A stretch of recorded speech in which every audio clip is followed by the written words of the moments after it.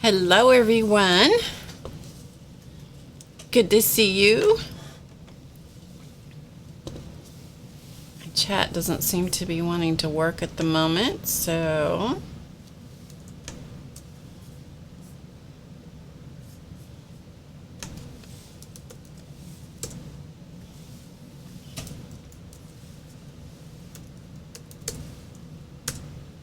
there we go. Okay. Got it. Thank you, everyone. It's good to see you guys today. Thanks for being here. Hello, AJ and Ian. Hello, Ruth. Hi, Lori. Deborah.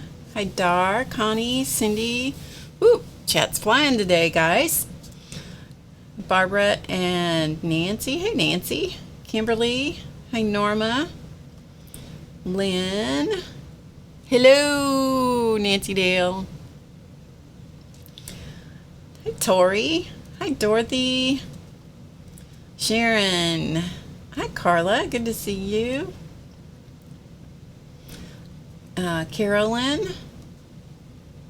Hi, Carolyn and your niece, Natalie. You have one niece, Natalie. Hello, Natalie. Hi, Janet. Thanks, Kimberly. It's good to have you in the audience today. Hello, CB. Let's see. Hey, Jan. Good to see you. Uh-oh. Everybody be quiet. Jan's working. Hi, Bridget. Thank you for telling me that. Uh-oh. Now I have to behave. And now I have to move this because you saw who just popped in, right? Except I had to have a little of this. I couldn't help myself. Oh, Clausman's in the house too. Should you have art supplies out today? Well, it just depends on if you want to play along, Miss Nancy. Hi, Donna.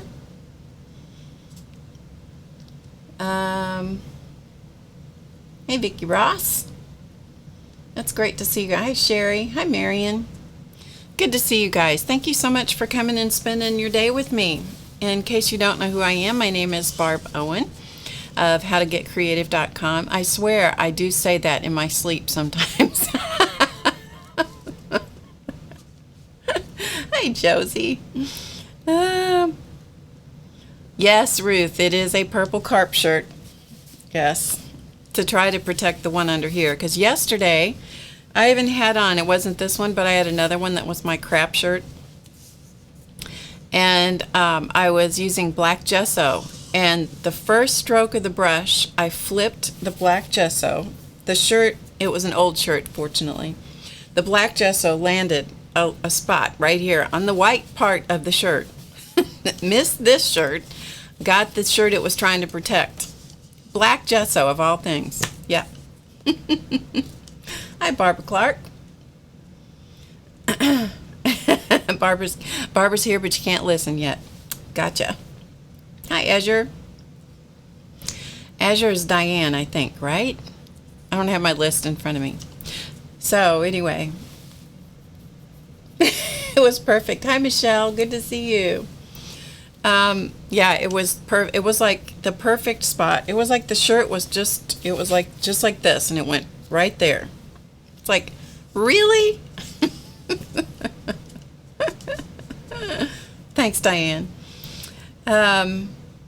Yes, indeed, I did create a new carp shirt after that. Yes, I did. Hi, Ina. Yeah, Race is trying to be punny in the chat about carp and things like that. So anyway, as I was saying, we'll put that safely off the table.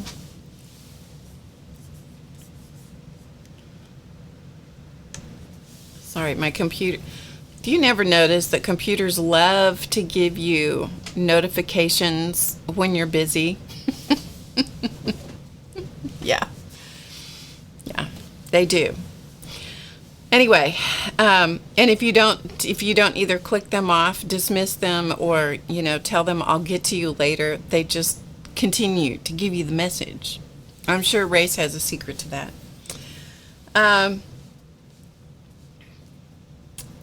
Norma, this is your first time here? I thought you'd been here before. Well, welcome. I'm glad you're here. I recognized your name, so anyway, it's great to have everybody here. So as I was saying earlier, in case you're new around here, my name is Barb Owen, and this is Drama Free Friday. And why is it Drama Free Friday? And pardon the roar in the background, that's the air conditioner. It's just too warm in here not to have it on. When I'm recording classes and videos and stuff, I try to do it at night, kind of late after the sun has gone down, because it's too warm in here. I just look like I just turn shiny and look like I'm melting. And it's not because I'm a witch, no matter what you say. Don't ask Race.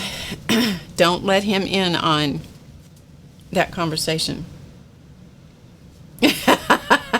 From the secret tip top from Race is shut the computer, no more notifications. That's correct. That's correct. He's always right here with words of wisdom for us.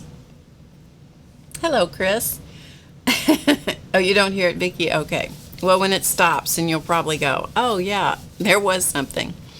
So anyway, Drama Free Friday is Drama Free Friday because there's enough drama going on out in the world, and for an hour or two, we just suspend all that stuff. And there's just stuff we don't talk about here. We don't talk about it in the chat either because, there's just stuff that just tends to, people have strong opinions about, myself included. And we just don't have to go there because, it's just, there's too much of that. We just need to calm down, have fun, relax, take a break. And that's what we're going to do. So, okay, a couple of announcements. One, the VIP class for How to Get Creative. The VIP members have your class tomorrow.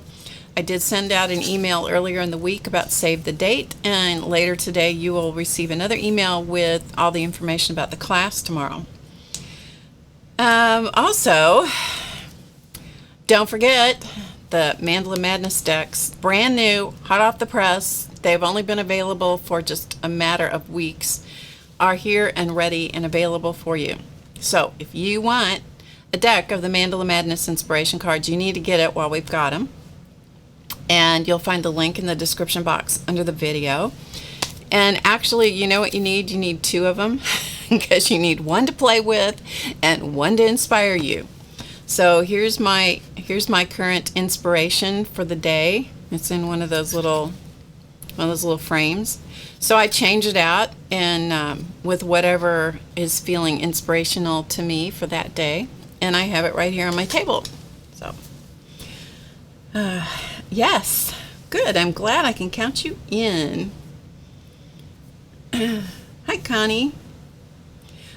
You'll find the link if you're talking, Connie. If you're talking about the cards, you'll find the link in the description box below the video, or you can just go over to HowToGetCreative.com and click on the shop tab, and you'll see them right there in the shop.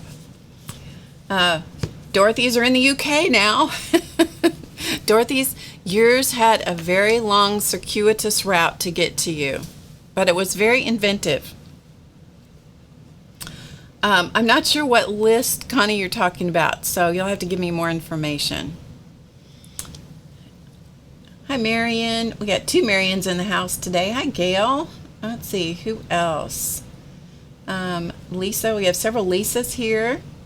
Josie did. She bought two, so she did.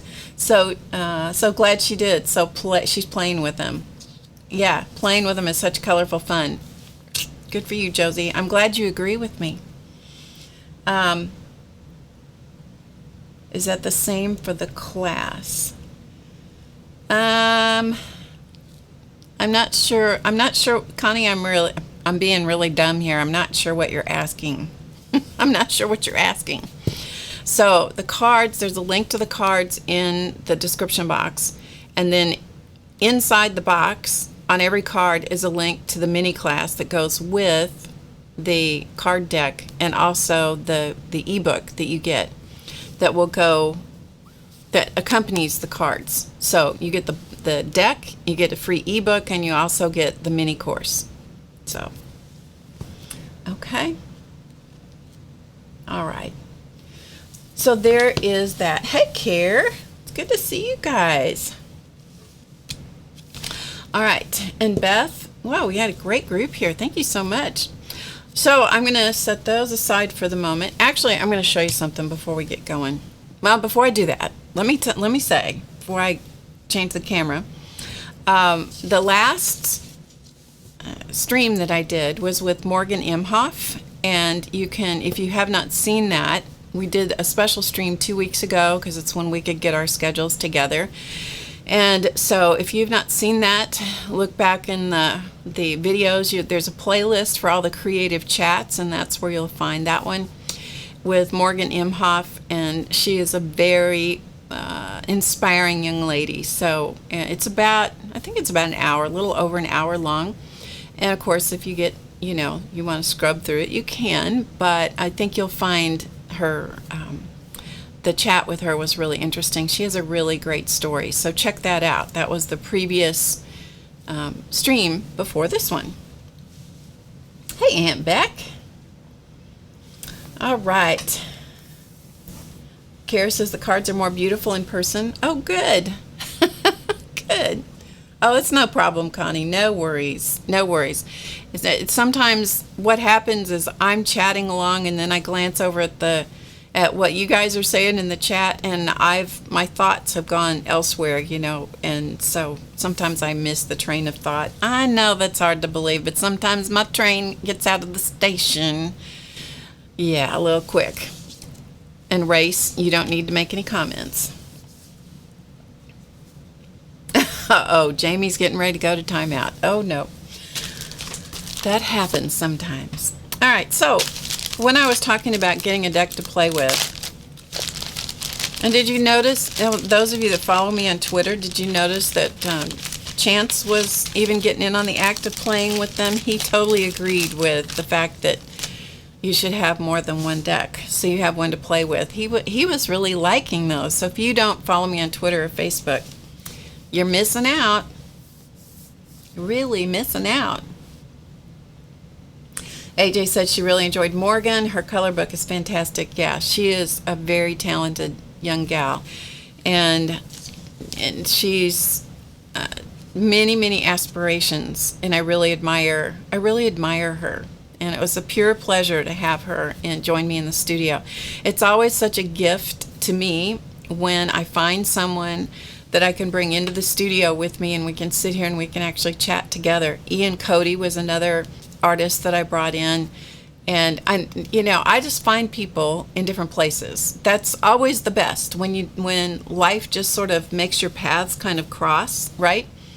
And Ian, who was here with me, and he was here maybe 2 years ago, he was the barista at one of the coffee shops I go to. And somehow we started talking about art, and he showed me some of his art, and we connected on that level. And I said, why don't you come over and do a creative chat with me?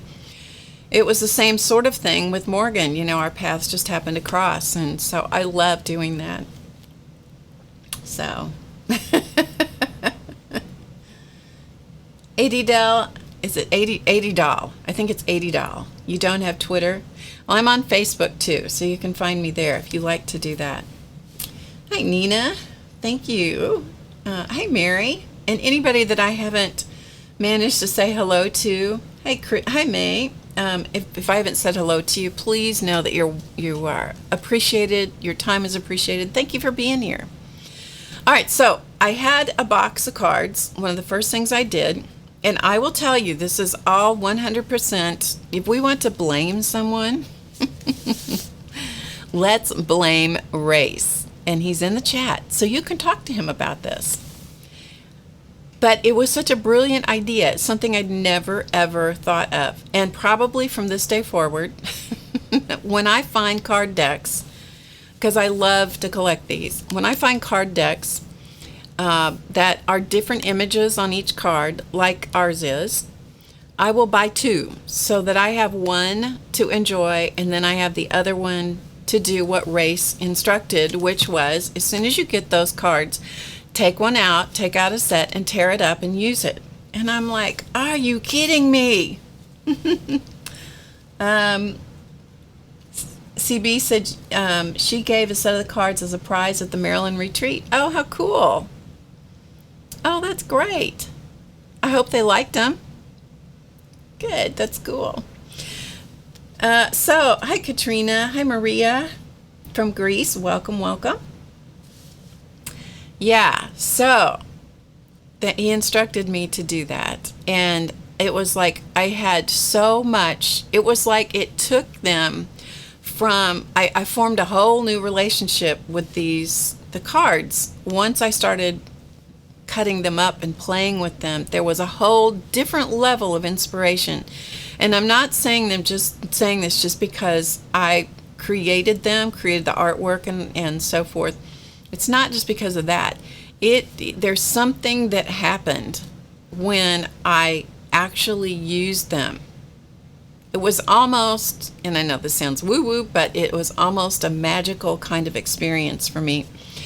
So any of you that have cut them up and used them in your art projects and so forth, you can, reflect your experience. So now Hot Sun is the boss of me. He was on this deal, Jamie. He was on this deal.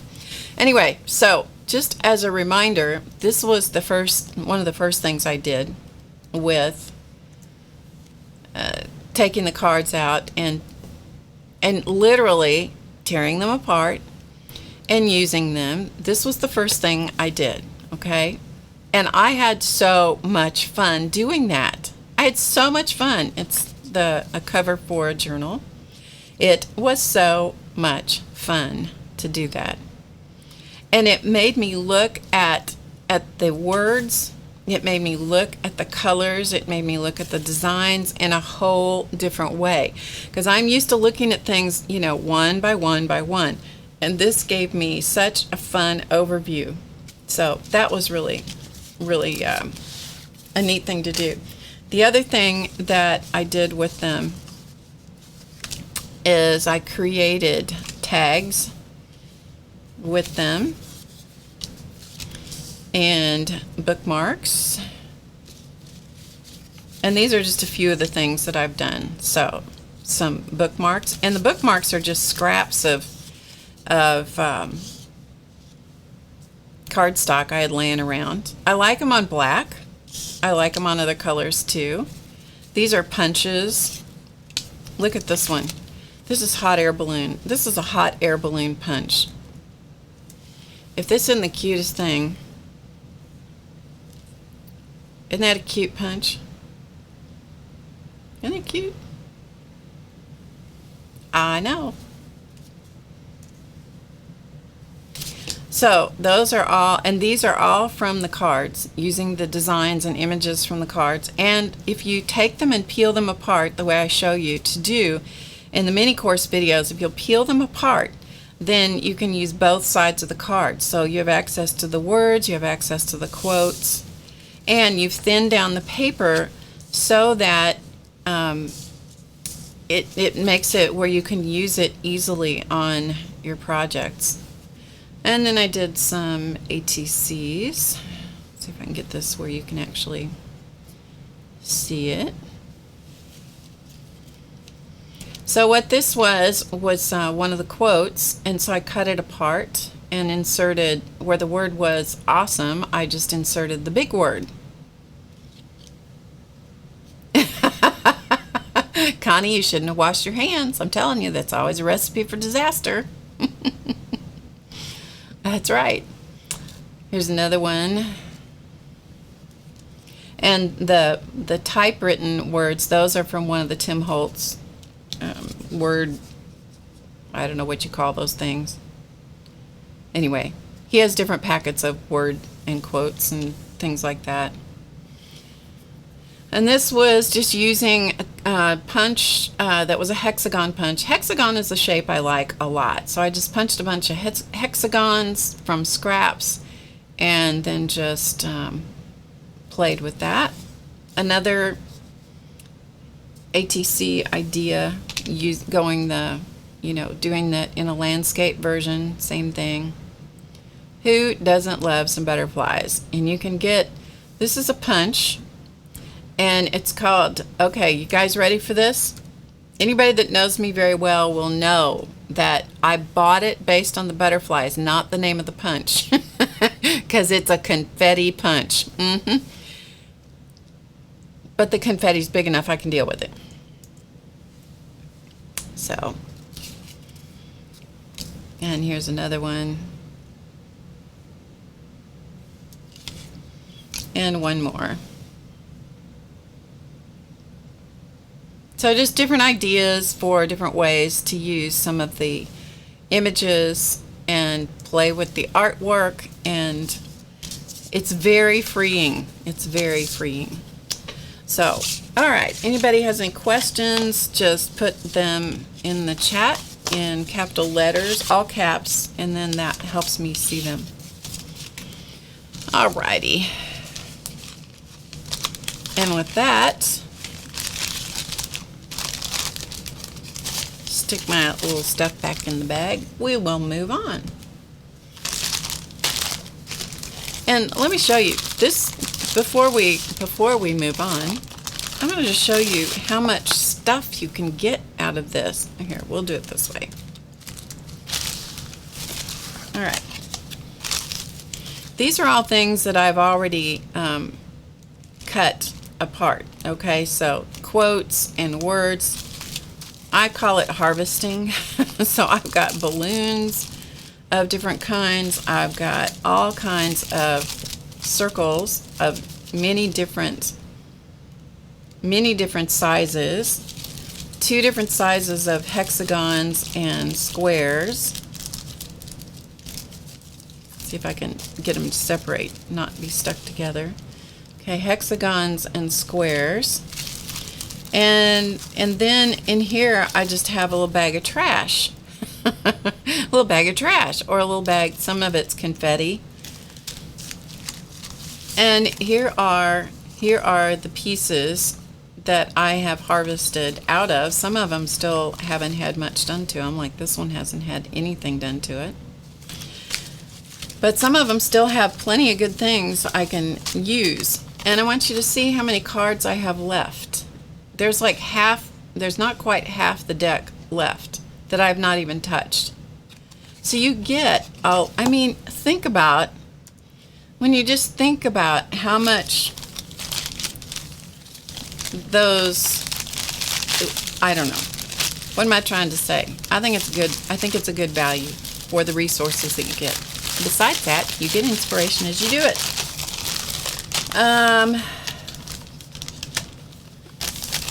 Yeah, you just keep going and going and going. It's just, it's pretty garbage. That's what Ruth said. It's pretty garbage.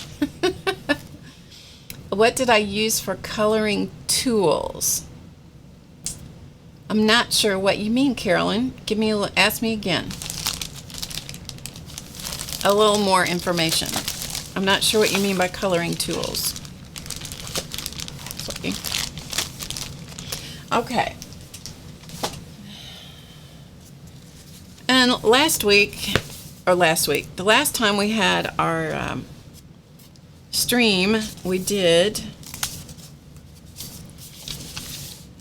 used one of the prompts from the card deck, and that was to make a mandala on text paper. So I just thought I would show you the completed mandalas done on text paper. What did I use to color the mandalas? I used all different kinds of things to color them. On this particular one that you're seeing right here, this is Inktense pencils or Inktense blocks. I think it was blocks on this.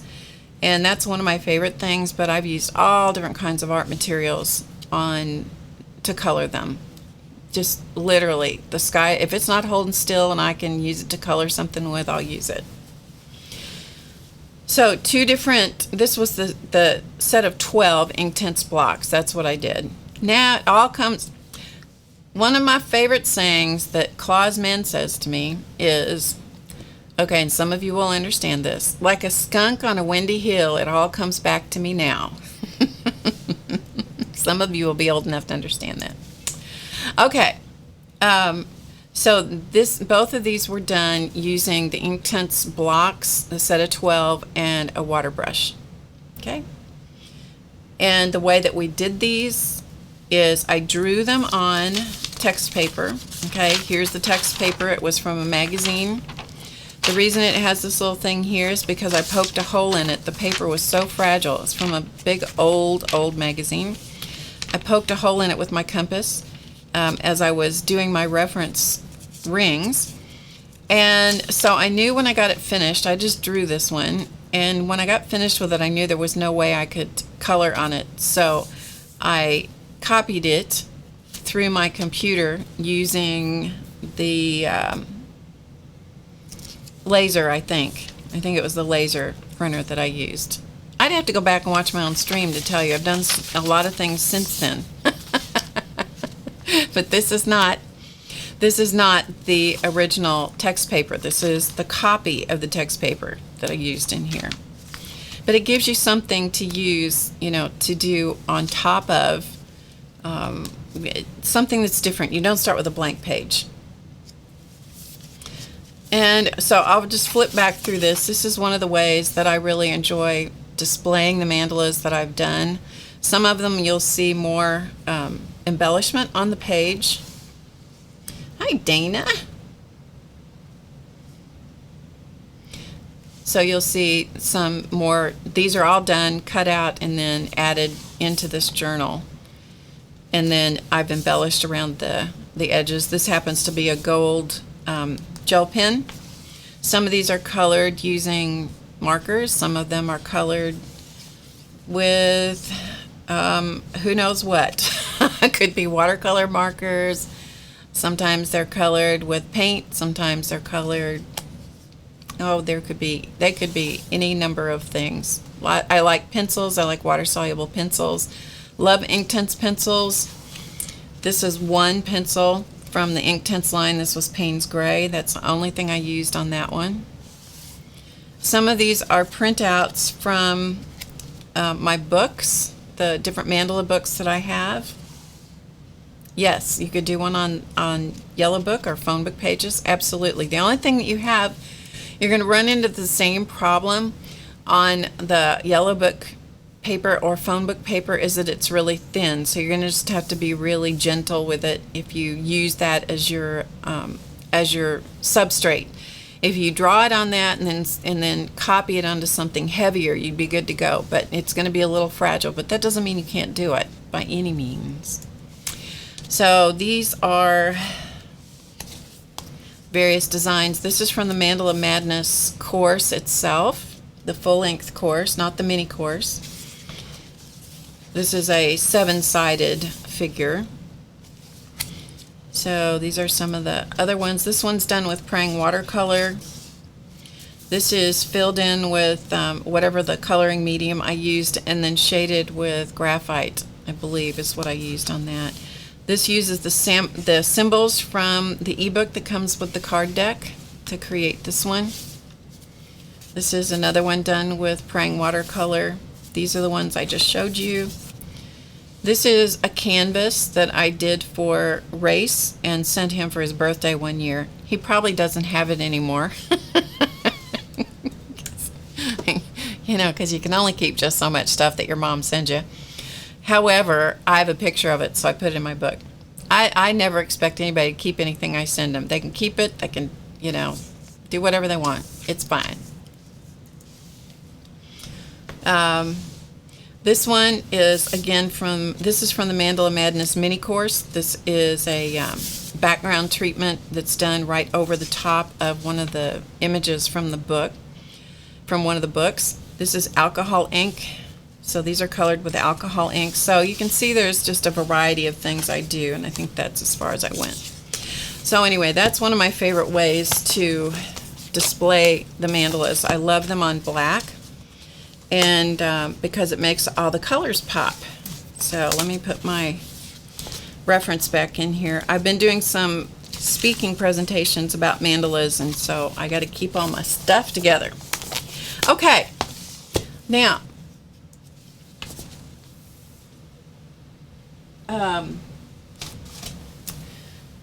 I don't know if Stephen Bland is in the audience. Sometimes he is and sometimes he's not. Barbara wants to know if that's the Delusion's Black Journal. It is. It's the Black Delusion Square Journal. Yeah. So I don't know if Stephen Bland is in the audience. Thanks, Ruth. But this was a book that I learned about from Stephen, and so I got it. I did put a link to this book before I show you. I did put a link to it in the description box below the video. You'll have to scroll down to get to it. It's an old book. It's a funny sized book. I don't know if I have a regular book here. I'm going to measure it. I'm going to tell you the size of it because it's an interesting size. It's 7.5 wide by 10.5 long. I don't know if that is some kind of size in the European world, but it's nothing. It doesn't match up with anything here, so it's an interesting sized book. So that in itself made it attractive to me. Anyway, I saw this from one of his streams. This book that I'm going to show you was printed in 2001, I think. Yeah, it was published in 2001. So it's not available as a new book anymore, but there are plenty of used bookstores that you can, on Amazon and various sellers and stuff, where you can still find it, I think. At least I found it. So anyway, I thought I would show this to you because it's an interesting book. And I blame Stephen Bland for this 100%. He made me buy this. It was very reasonably priced. Even with the shipping, it was super reasonably priced. And some of you may have it. I'd never seen this before. Crafting Beautiful Journals and Albums, How to Personalize, Embellish, and Make Diaries and Scrapbooks by Anna Morgan. ANNAMORGAN. Anna Morgan. Yeah, Stephen's probably quilting. That is the truth. That is the truth. That is the truth.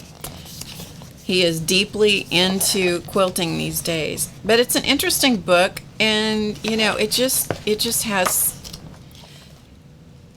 a lot of it is illustrations as opposed to photographs, but there are photographs in it.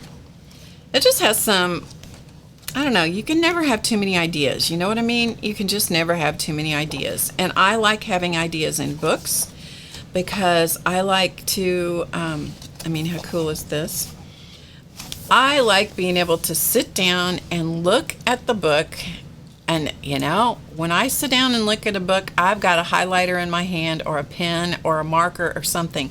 And I'm going through and making notes and ideas, and then I'll have Post-it notes, and I'll be putting things here and there, you know, to go back to reference later.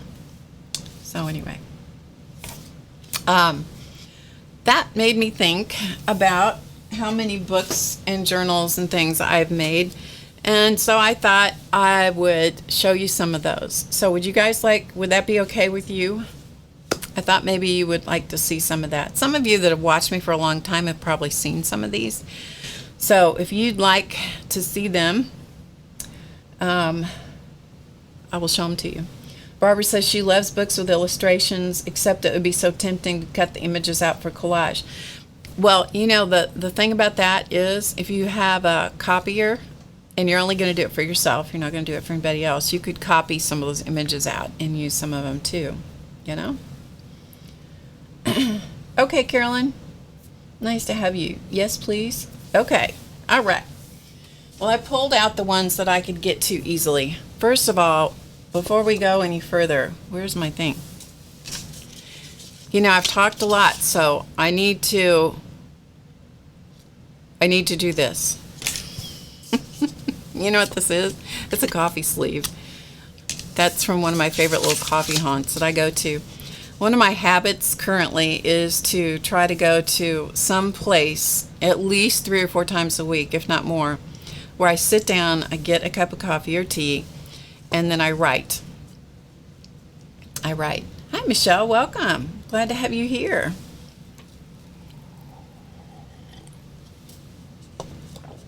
So anyway, if I find a unique coffee sleeve, I bring it home.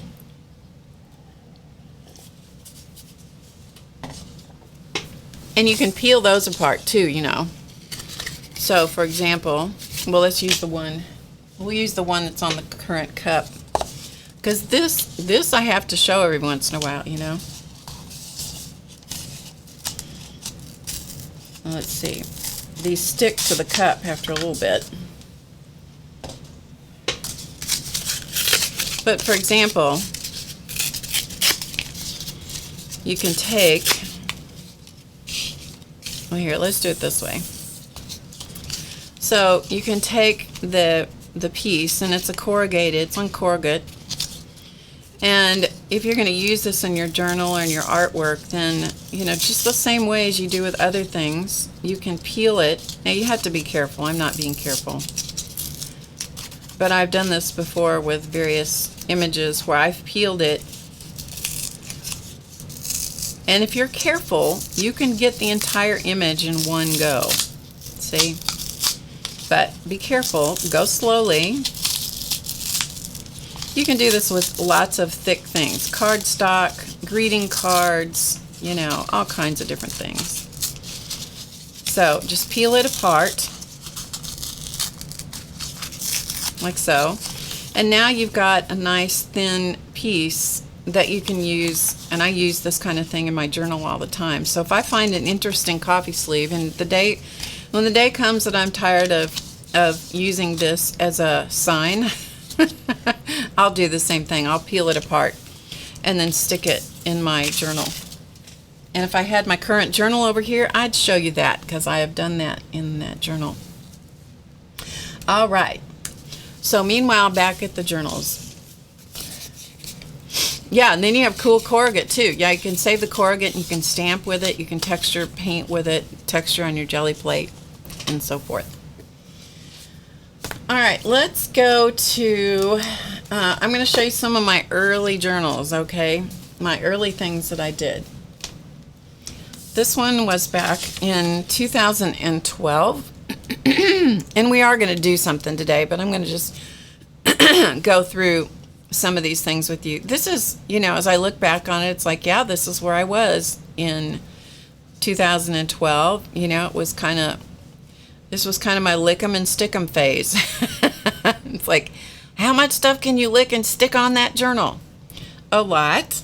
And so this was from the class. This was actually a class, Christmas Chronicles. And so this is actually from that. I was into, my die cutting machine was new. And so these are from how many things. I got one snowflake die. It was one of the Biggs dies.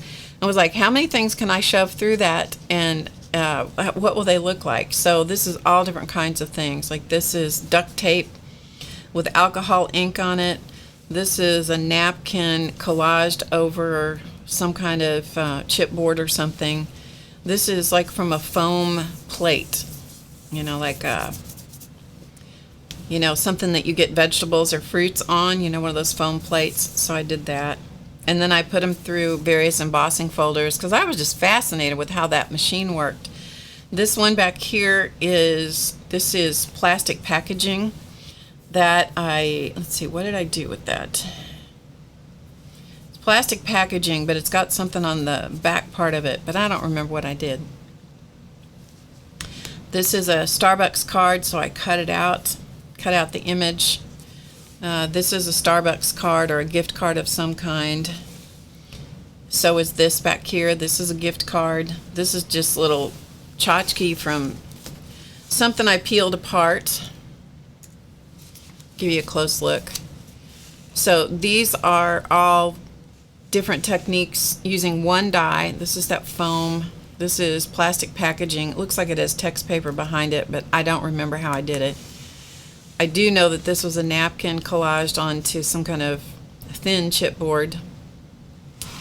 And then these, so I can get my computer out of the way. These are Starbucks cards. This one, and this one. Those are Starbucks cards that I just cut and put, you know, sanded them and glued them to the front cover. And then this is from all this trim here. This was paper I peeled off of something, you know. So that, anyway, The background on this one is done with washi tape that came in a sheet. So this is washi tape in a sheet. You have to be careful with this. Hi, Sherry. You have to be careful with this. You almost have to put it's like washi tape. It doesn't stick well. I mean, it's washi tape in a sheet. So you need to put down the glue before you stick this down. If you expect it to stick, yeah. So nothing fancy going on inside this journal. So I'm going to move this over here. So this was, like I said, was a class. So I was following the prompts. And the teacher was supposed to show us how to bind this, which never happened because she got sick. And I would never have bound this with these. I don't like these big rings, although you'll see a couple of other journals that I have bound with rings. I don't like these.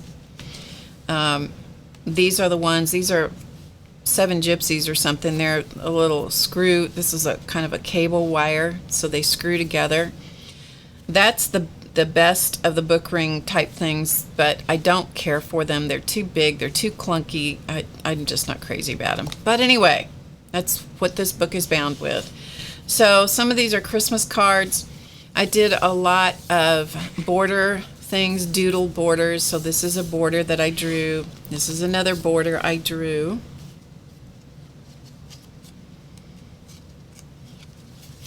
Well, actually, Ruth wanted to know if I go to Starbucks very much. I do, but you know, if you go in there and you see these seasonal cards, these are the gift cards. If you go in there, okay, here's a tip. If you go in there and you ask very nicely if you could have a couple of their gift cards, because they're no good until they process them. If you just ask them very nicely if you could have a couple of them, they'll give them to you, usually. I can't speak for every store, but you know, that's been my experience. Anyway. And so part of the of this class, she gave us patterns for some of her girls, and so this was my take on one of her girls. Again, I did a border around, and I was playing with lettering, and so this girl's name was Holly, so I put her name as Holly. And so these were just different prompts from the class. And then journaling and photos from when I was a kid, and Christmas cards and pieces of napkin and drawings. And this was clearly when I was learning about dangles, because I dangled a lot on this page. Lots of dangling. This was another one of her girls. This was Ivy. This one has modeling paste through a stencil, more prompts and writing. So we'll just flip through this. So you can see, this is my favorite girl in the entire world. This would be my granddaughter. So any of you that hear me talk about her, this is my granddaughter. We took a class together. Actually, I'm going to show you the results of that class. And the class was a gift from my husband, so I folded up the receipt and stuck it in here with one of these little magnetic paper clips. In fact, I watched a video today by APG Jamie, who is in the chat. If you scroll back, you can probably see her name. She did a video on altered paper clips, and one of those used magnets, and it was the same little principle as this one. So it's a magnetized paper clip. So that's what holds this, but it lets me open this up. So that's what I did. So more just bits and pieces of things that came from Christmas that year. And some of this, like this is from a card. So again, I peeled the card apart and stuck it in there. Some of you remember the guy I used to work for, Warren. This was his handwriting, and so this was from something he gave me that year. And so I saved his handwriting. Handwriting for me is very important. Hi, Tammy. And so I did that. Here was another one of the girls from that class. And in here is, this is a pocket. And so my wishes are written on that pocket and stuck in here. So it's very much, you know, a junk journal kind of thing. This is stenciling that I played and doodled around on. More napkins over text paper. And more journaling. And then I took, this was a Christmas card somebody sent, and so I just drew a little stack of birds beside it. Hi, Zandra. And more journaling. Another one of her images. This was Angela, and so forth. So a lot of journaling in this one. But I put all the Christmas cards in here that year that we got. I don't get so many Christmas cards anymore because I don't send them out. I figured out something. If you don't send Christmas cards, you don't get very many. Have you all noticed that too? Sending Christmas cards out is expensive. And this was wrapping paper. So I cut out all these images from the wrapping paper because they were so cute and glued them in here and then journaled. Whatever the journaling all came from prompts that she sent out. See, I told you I was into dangles. Yeah.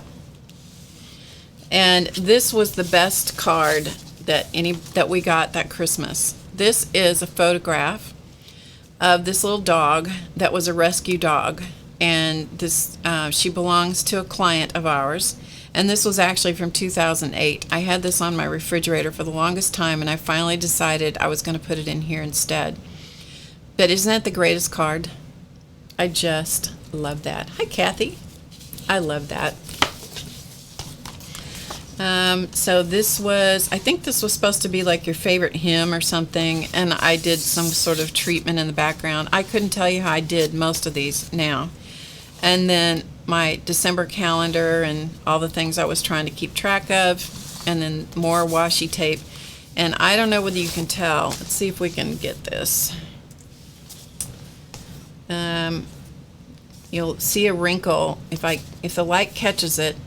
See that? See the wrinkling where the color changes? That is where that washi tape is not stuck down.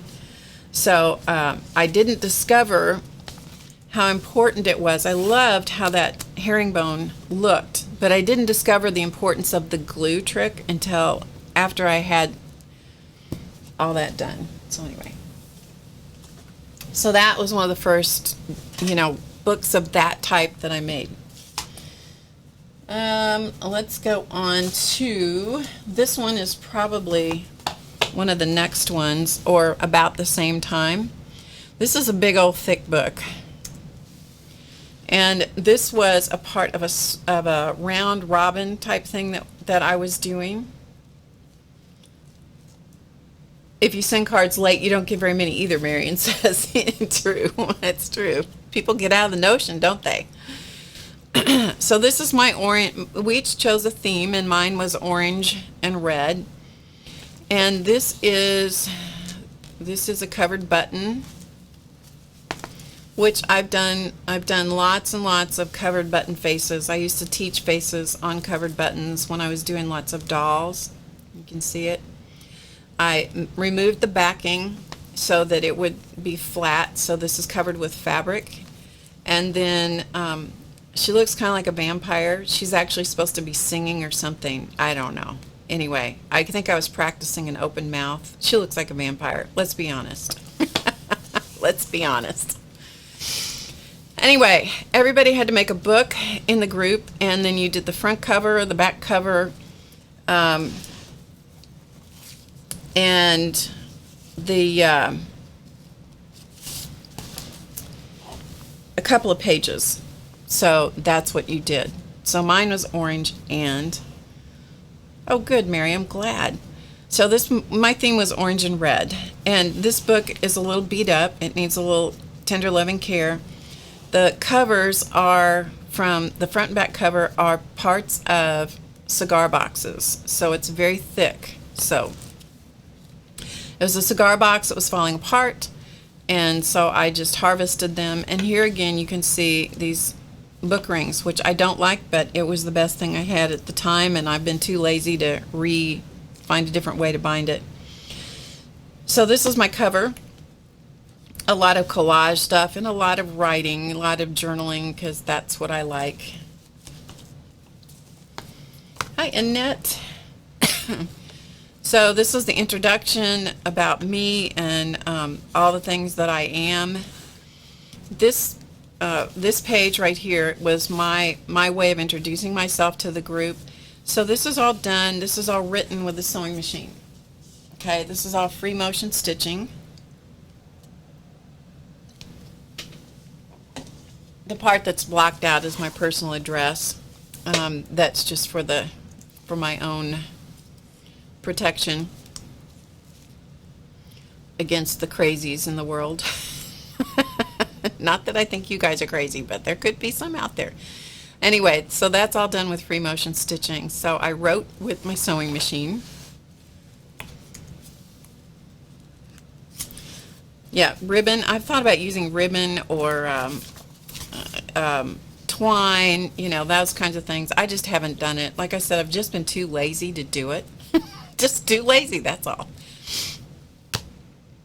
So these were the 2 pages I did to send out into the world. So Power of Red, The Beauty of Orange. This was when I was really learning about the chakra energy systems of the body, and so red and orange were the 2 that were really kind of in my face at the moment. So this is where the next person who got my journal, I don't know if it was the next person, they had the freedom to do any page they wanted. And because it was on book rings, they could take it like this and they could pull it, take the page out, work on it, and put it back in. So I stained a bunch of the pages. This is watercolor paper. I stained a whole bunch of the pages, and then they could do whatever they wanted. So this artist actually lives in my same hometown. So I don't know where it went. I could have walked over to her house and handed it to her, but I'm sure it went somewhere else and then got mailed back to her and so forth. So this is another artist. Those of you that know who Lisa Cousineau is, and I may not be saying her name right, but she's the owner of Artist Seller Stencils. She did these 2 pages. So we were in the same group together. This is polymer clay. Different buttons, lots of texture, lots of fabric. But with just having a color, it was nice because they were free to do anything they wanted. So that was cool. So I'll just quickly leaf through the rest of these. And because orange and red very much lends itself to Mexican sort of art. But this is basically what the backgrounds look like when I sent them. But there are some blank ones. See, like this was blank on the back. And they were free to reorder the pages in any way that they wanted. And they could do what they wanted. And so this one, she added doors, which I love that. Doors and windows. Nothing to wear, an orange dilemma.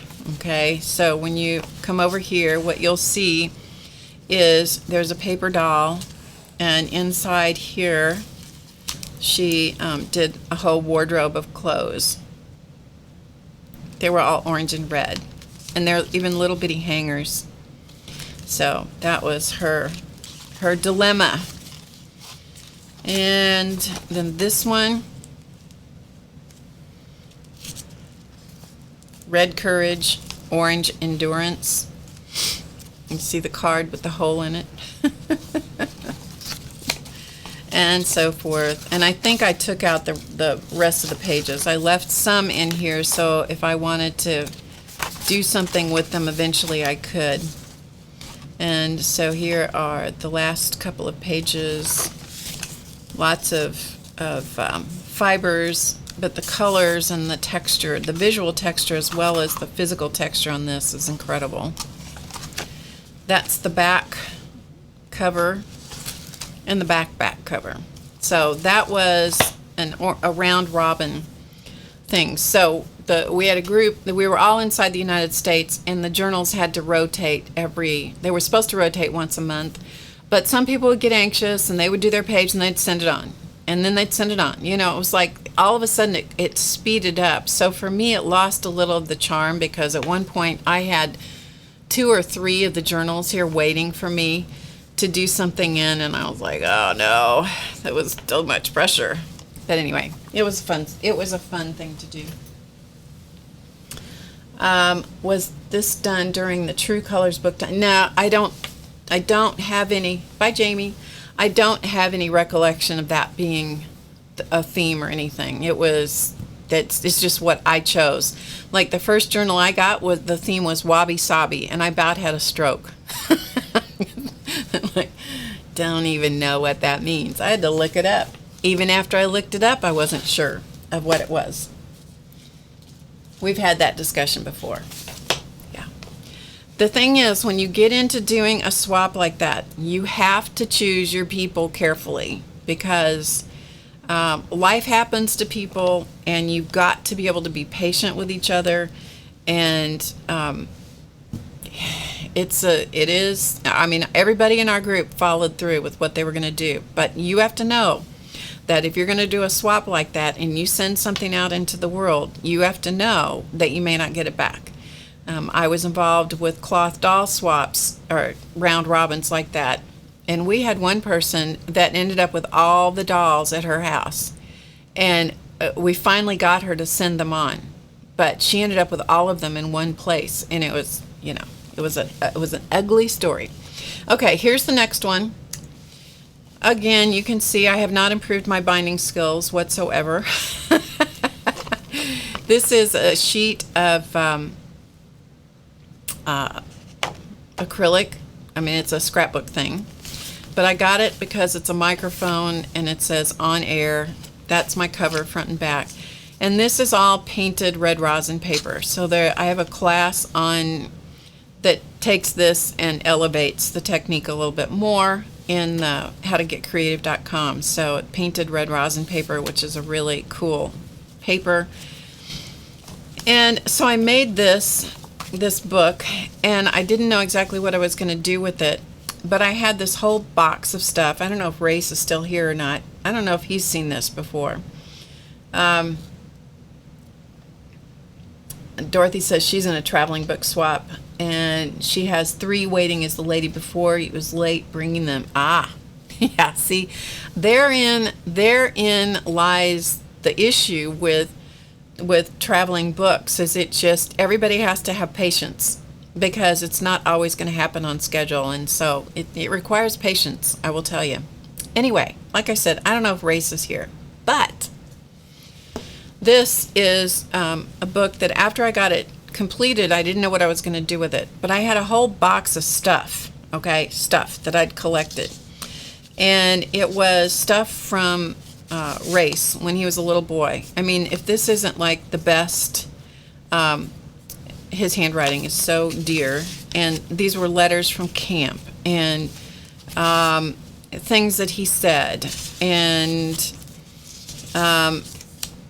Rick's 20-year story. And so I have pockets and all this stuff. And what I decided to use this for, because the box of stuff were all things that I didn't want to attach permanently. So everything in here can come out. So it's either paper clipped in or put in with pockets or whatever. So this is, he was a model at one point, went to modeling school. And so some of these are from his modeling days. Very handsome, isn't he? So it is a true junk journal, and there are a lot of things that I've done nothing to. This is paste paper. I've used some of the tags, and quite honestly, I've left tails of thread. I don't like that. At some point I'll go back. I don't like those dangly threads. Some people love them. I don't, but someday I'll go back and clip them all off.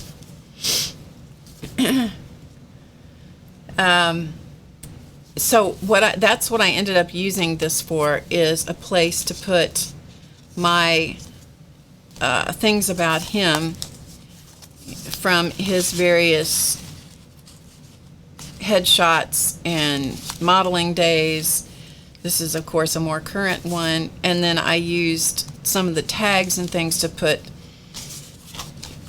things that he said. This was an article when he was in high school, when he was a swimmer, so that can come out and I can look at it. This is scraped paint on cardstock. A lot of scraps from various things that I've done. Yeah, I'm just not like, I don't care for the dangly threads. It's just not my thing. Some people love them. I just don't care for them. Another article, another article that was in the paper. Lots of stitching on here, lots of duct tape, and so forth. And then, like I said, there's lots of things that I haven't done anything with. So, but the ones I haven't done anything with, these are all things that I made. So this is paste paper tags and so forth. And this was a label. My husband made wine at one point, so this was a label from that. Again, another magazine article or newspaper article. This was just fabric that I liked. So this is full of color. This is one of his postcards. So that lives in its own pocket. But by having these clear or almost clear pockets, I could still see the things behind it. This was a play he was in. He filled in and saved the day there because whoever was going to be in the play went somewhere else. This is a postcard he sent, but this allows me, this type of journal allows me to put things in and keep them, but still have access to them. So this was a birthday card he sent one year. Another card he sent. So more postcards, more stuff, you know. And I was playing with flip outs and page, you know, tip ins and stuff like that. Some of this is washi tape that didn't stick, so some of these need to go, you know, I need to go back at some point and repair a few things. Same thing here. This was paper that I created the surface treatment on and so forth. And this was a business card, his business card from his business, one of his businesses. He's very busy. And so lots of postcards. He's really good at sending postcards when he travels, and so this gives me a place to put them where I can still see the message, but you know, everything is in one spot. Okay, so this is the Book of Race. Okay.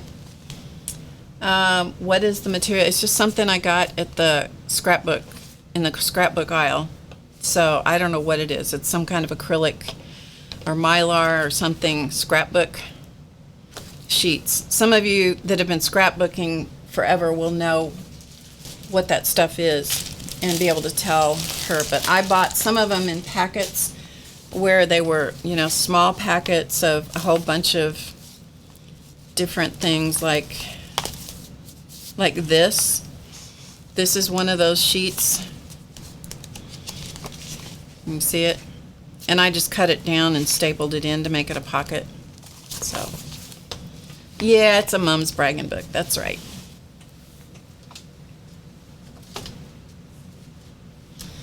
All right, let's move on, shall we? Let's see if I can pick up some speed here, so I won't go through all the pages of the rest of them. This is a book from, this is about my dad, and a little bit about my mom, but mostly about my dad in this one. These are pictures of flowers that he took. He was a professor of floriculture for many years at a university. So these are pictures that he took, and I printed those on fabric. So this is printed on printer fabric, and this color has maintained its true color for many years now because I did this a long time ago. So once I had the background pieced, and it's all pieced with just scraps, literally scraps, and then I put the images on the top and just free motion stitched around them to attach the flowers. And so there's a few more on the back, and even little tiny ones. Yeah, exactly, Mary. Mary says she understands the thing about the threads a little bit because she doesn't like the paperclip flags. And then what I did in the background is I just free motion stitched all over it. So I played with, I was trying to get the hang of stippling or that type of stitching. I'm not very good at that, but I much prefer to do just regular free motion stitching and just do my own thing. So this is very much a scrappy junk journal. It's all junk. Okay, it's all junk that creates the pages. And then I put in little pockets, like this is a plastic bag that I stitched in, and that's a picture of my dad. So again, I can remove a lot of the things. And so some of them are, you know, most of these are copies of photographs. Some journaling here and there.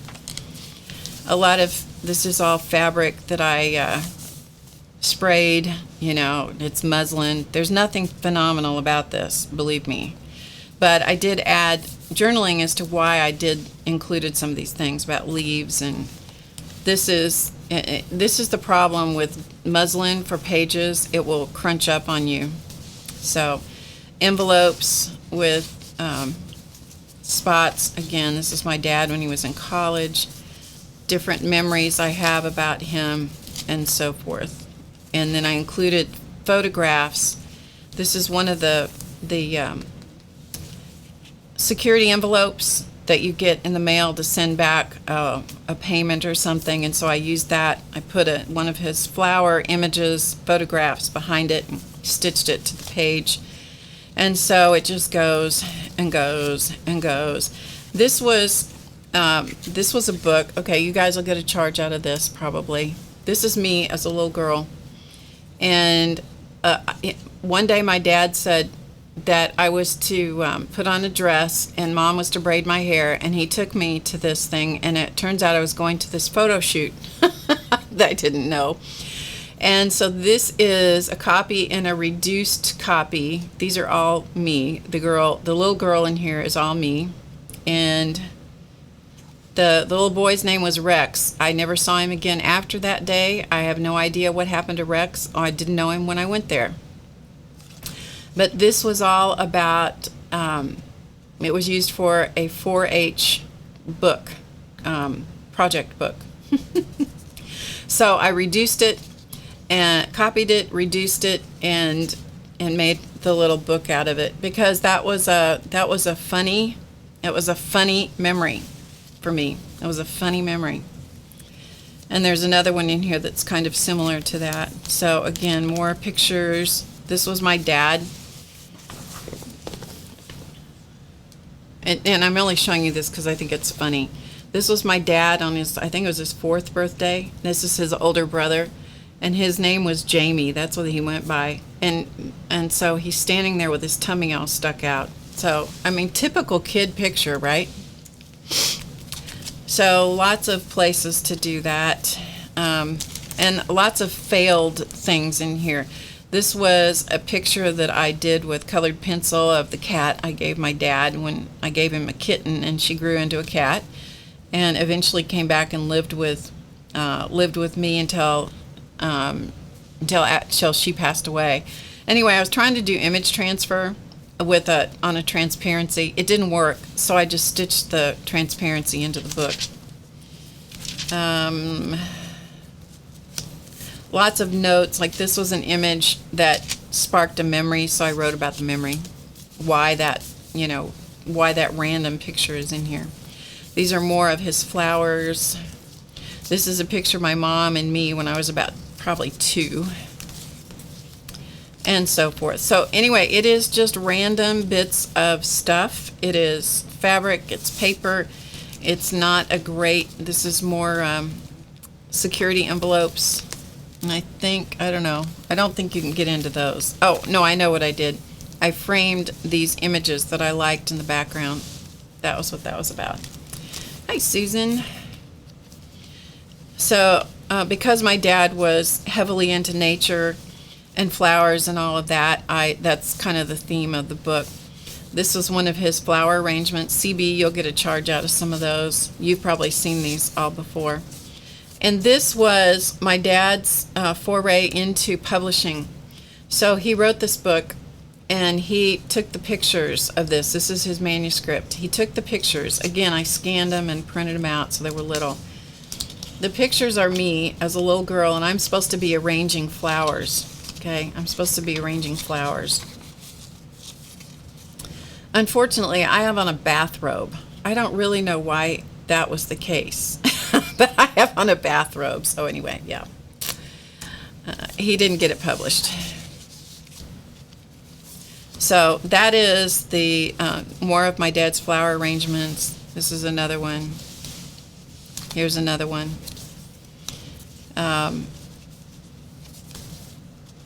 This reminds me of a story of a plant that my dad gave me, and so forth. So anyway, it is truly junk. It has many places for, this is another one of my dad's flower arrangements that he photographed.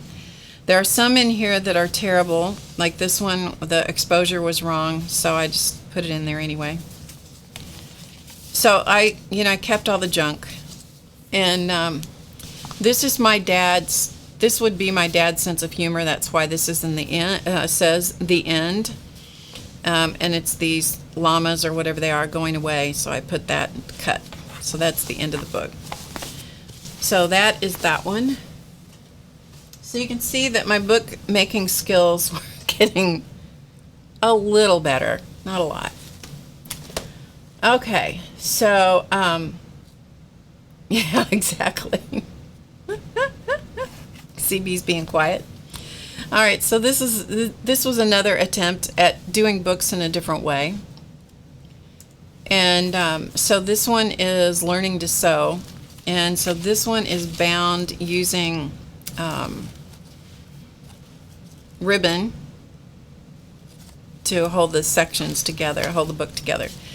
And this is all about me learning how to sew and different projects. And again, some things are pockets so I can take stuff out. This was the Army and Navy needle book. It still has needles in it. So these are fabric pages that I sprayed with something. This is another needle book. So things that I wanted to be able to come out, I put them into the book so that I could remove them. Tailor's chalk. This was when I was learning to tailor with wool. So I just wrote about the story of how I learned to sew and distressed everything. My collection of pincushions that I didn't realize I collected, but one day I looked at all the pincushions and I went, I guess I must collect pincushions. I don't know. This is actually the brush from my mom's sewing machine, so I put it in here with ribbons. And my mom's old hem gauge, again, it's tied in with ribbons. She kept this.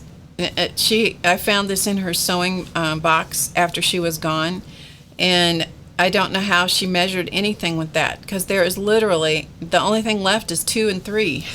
That's it. But anyway, I kept it, tied it in. And then I have her old sewing machine, which is from, I don't know, the 50s.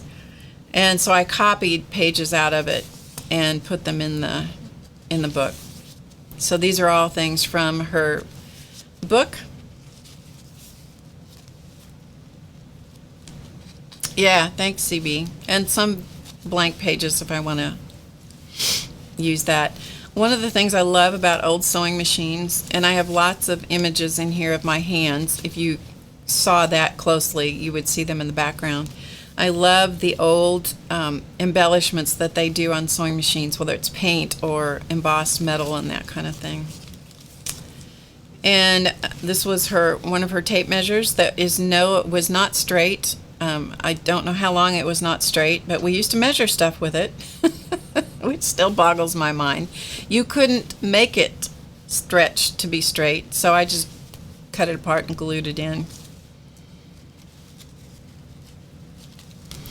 And so forth and so on. So these are all, this is my wedding dress that I made. This is my current sewing machine, which I still have, and one of the throat plates from another sewing machine I had. Again, I've just tied in the things that I didn't want to glue in. My sewing room, and another needle. Apparently I collect those too, those needle packs. I don't know. Anyway, so you can sew it or tie it together. Okay, so then we move on. And I did one more fabric page book.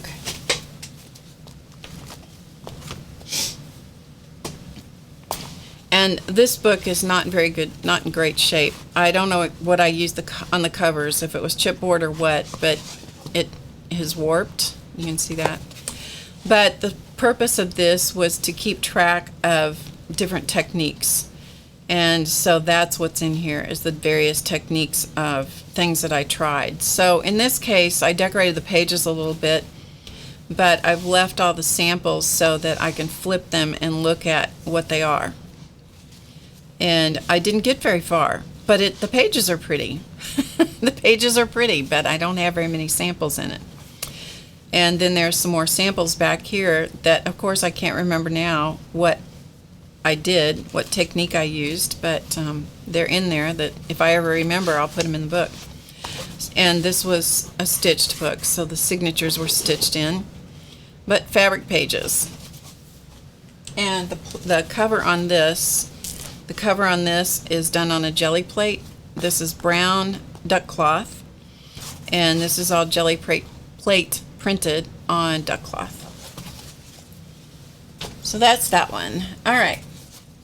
Then this one is one that I created myself, and this is made from file folders, and this was done for a stream several years ago, and this was called the Book of Intentions.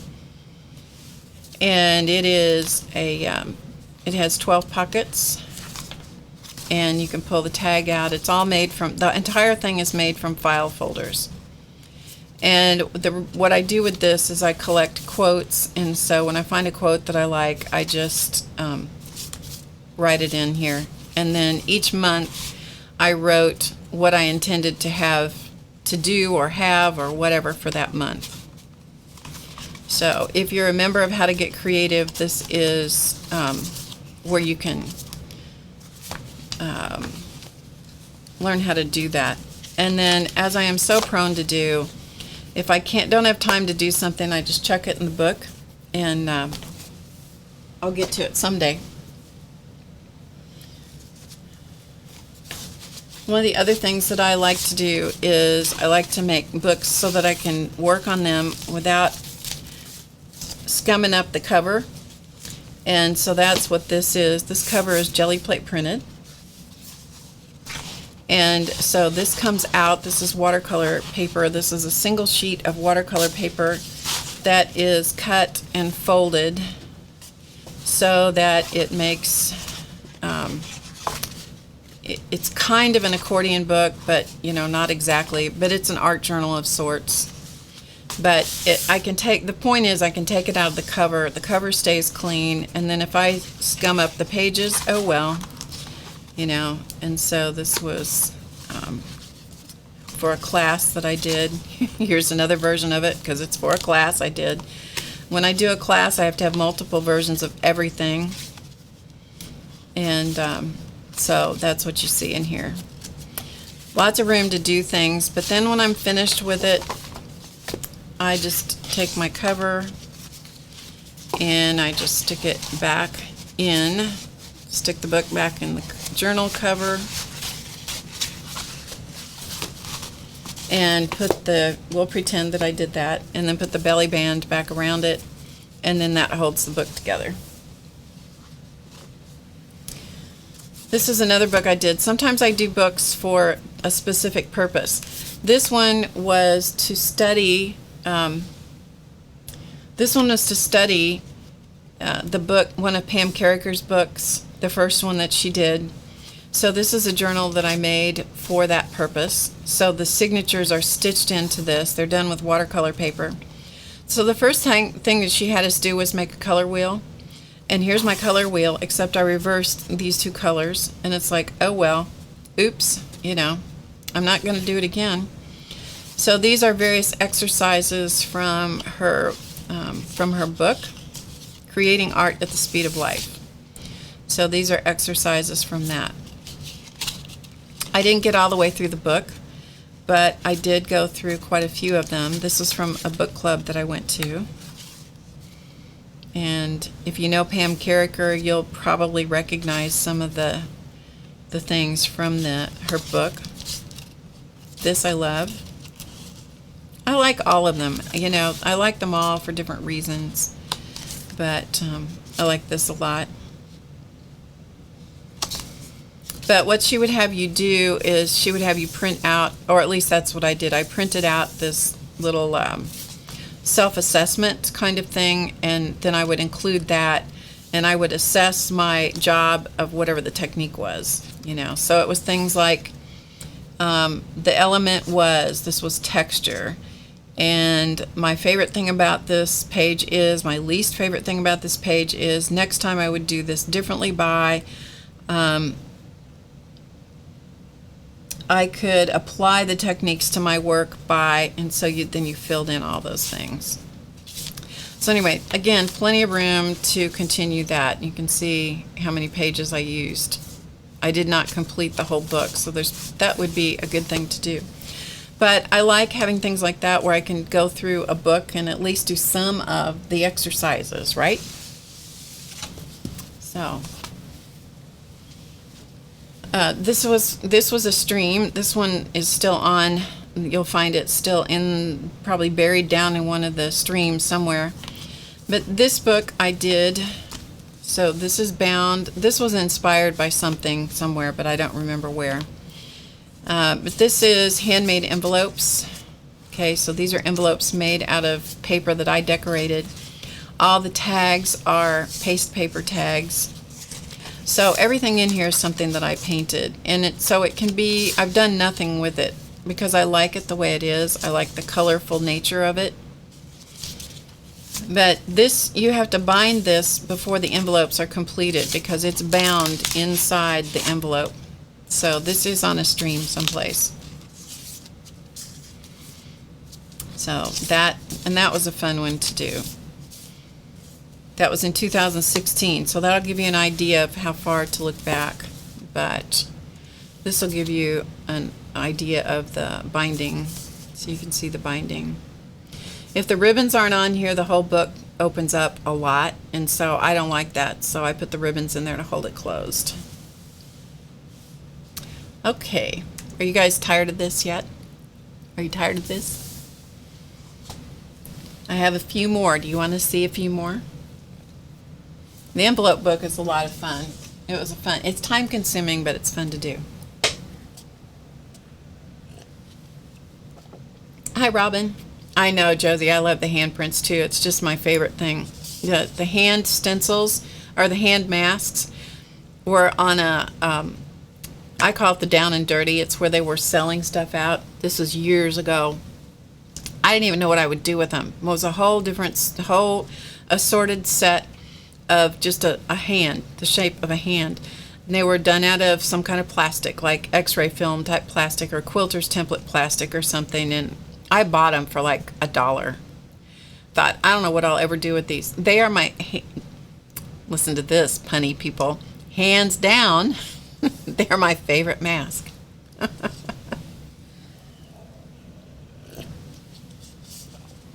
Hi, Jody.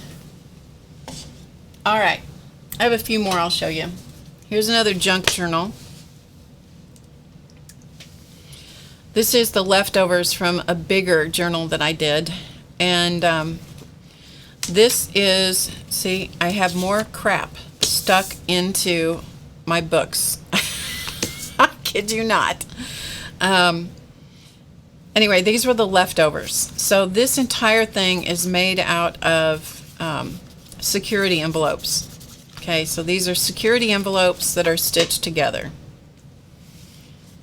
So this is just all pieces of security envelopes that are pieced together and stitched together. And then this is stained with watercolor. Hang on just a second. Sorry. Junk call. Had to get rid of it.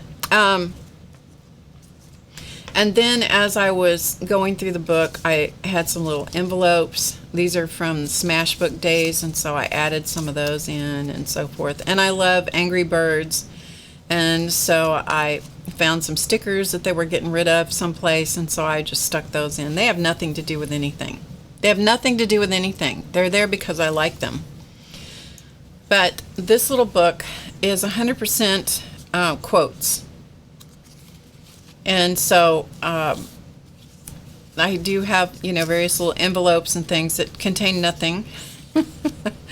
But every time I find a quote that I like, I have a couple of quotes. The other book, the Book of Intentions, has quotes, and I have other books that I collect quotes in.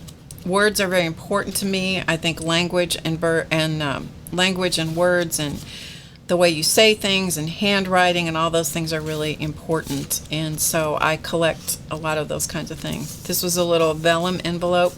I don't know if you can see that. This is from a die, and so I die cut it with vellum and stuck it in here with something. I don't know what. But you can see the Angry Birds throughout because there were a lot of stickers in that set. And that makes me laugh every time I see them because I think it's a fun game. And then sometimes I just put in, little random things that I find in magazines or whatever. But this is not going to be stable because it's watercolor, so if I get it wet, it's going to reactivate the watercolor. But anyway, and I've got, look, 2 blank pages and another envelope. This was from some flowers I got. So I sprayed it with ink and glued it in. I should put something in there, right? And I love this. Venting supposedly prevents exploding. Okay, this is from some people that I've known online. So that was from any of you that were back in the Ustream days, from Minnie Roses. Venting supposedly prevents exploding. Linda White Holloway said it must have been a thought that didn't emerge, which I thought was great. And this was another gal in one of the streams said, now that is a whole pile of stupid right there. And the same person said, are you new? And somebody else said, we were talking about things that people said, that when you got irritated with someone, it's like what went through your head, right? So that's where these came from. So another person said, why are you talking? Love that.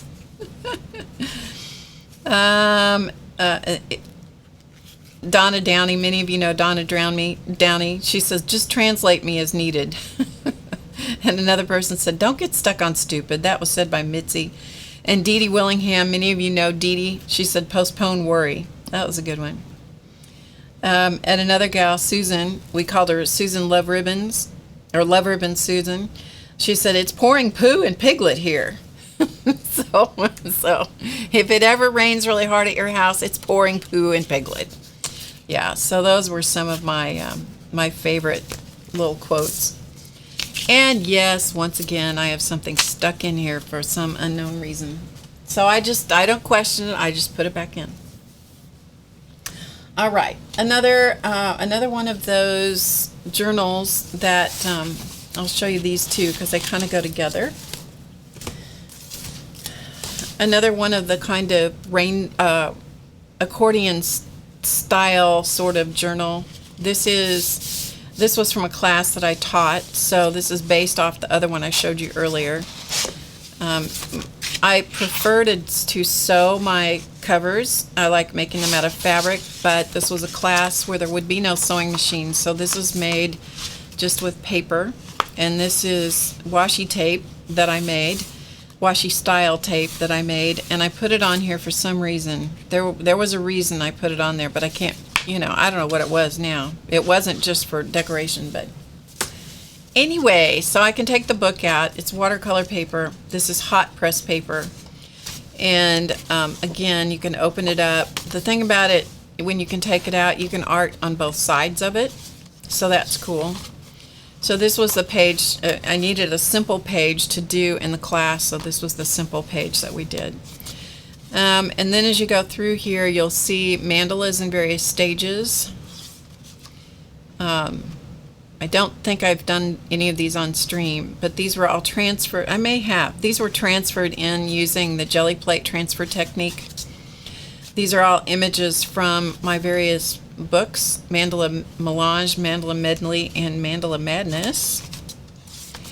And so I have other pages ready to go. So here's another one that I'm sure you can't see. It's very, very light. This one didn't transfer very Can you see that? This one didn't transfer very darkly, so that may or may not ever turn into something because it's so light even I can't see that. So there's plenty of pages to work on, and then I can work on more pages like that. But I like being able to take it out of the book. In fact, this lives outside its cover most of the time, but it does have a cover that fits it. And by just doing a flap, and this is just glued at the top and the bottom, by doing a flap like this, then it just slips back in there really easily. This book is done in the same process. This is watercolor paper. It is, what I mean in the same process is the backgrounds are all done with acrylic paint washes. Okay, so this is acrylic paint. It's very watered down. It's done this way on purpose so that it's permanent. So whatever I do on top of it is not going to reactivate. Okay, and I did one page. I did one side of the page. It was a full sheet of watercolor paper. I did one side of the paper with one set of colors. When it was dry, flipped it. It probably wasn't even dry. Flipped it over and did a different set of colors on the other side. So that's why you see different colors throughout. And I probably did 2 sheets of paper and then ripped them up and put them together.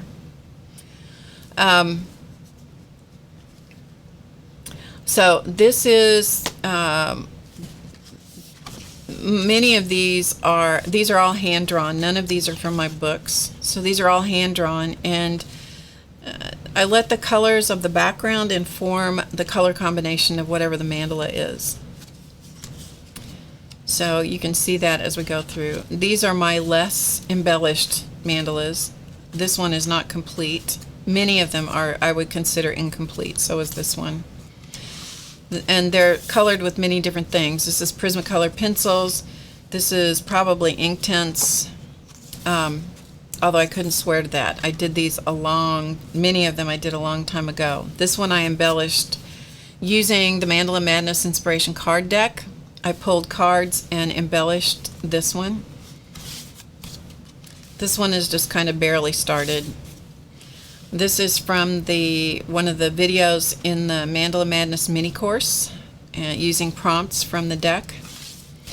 And so there's still some pages in here to do, and this is just one signature. There's no cover. It's one signature that's sewn together. And at one point I had beads dangling off here, right here, and you can see the ends are very short of the thread, and that's because when I was working, they would roll on the book would roll on the beads. It just, after several years of fighting that, I finally just cut them off. And thought, I will add those again some other day. The lesson there is, if you're going to put dangles on these threads, put them at the bottom or put them at the top so you can flip them out of your way. Don't put them in the middle. Yes, that's my free tip for you today. All right, so, and this is a book from one of the classes on HowToGetCreative.com. And so this is going to have letters written in, this holds an 8.5 by 11 sheet of paper. And it's all bound into this book. So this is a class that I created, and it goes like this. So I have letters planned to write, so that's why the sticky notes are in here. And so you can see those. So the envelopes are created by me. The whole thing is my design. But I wanted something that I could, you could put things in the envelopes. That you can't put anything that's real thick, but you can put a letter in there, but you can also put memorabilia as long as it's not too thick inside. And there's 12 envelopes. The idea being that you write a letter every month to whomever you're making the gift for, and then give them the gift at the end of the year, or whatever other purpose you might do for something that is a 12-month something. You could write a letter to yourself for 12 months. There's all kinds of things you could do. Hey, Patty. Is it better to hand or machine sew the books? It truly makes, it honestly depends on what you like to do. How's that for an answer? I like both, but I have more control if I hand stitch them. So, you know, it's not a matter of what's better or not, it's a matter of preference, I think. So I tend to do things by hand. Although or stitch by hand, this one doesn't have any hand stitching in it at all. This is all assembled by gluing things together. So I do them all different kinds of ways. And this is hand decorated fabric around the binding. This is scrapbook paper, and this is trim from my stash. So that's that. All right, so then this is the last one I'm going to show you. And this book is from a class that I took. This was the class I told those of you that were here early. Let me see where the front is. Here it is. Those of you that here in the beginning, the very first one I showed you, there was a picture of my granddaughter and me taking a class. And this was what we did in the class.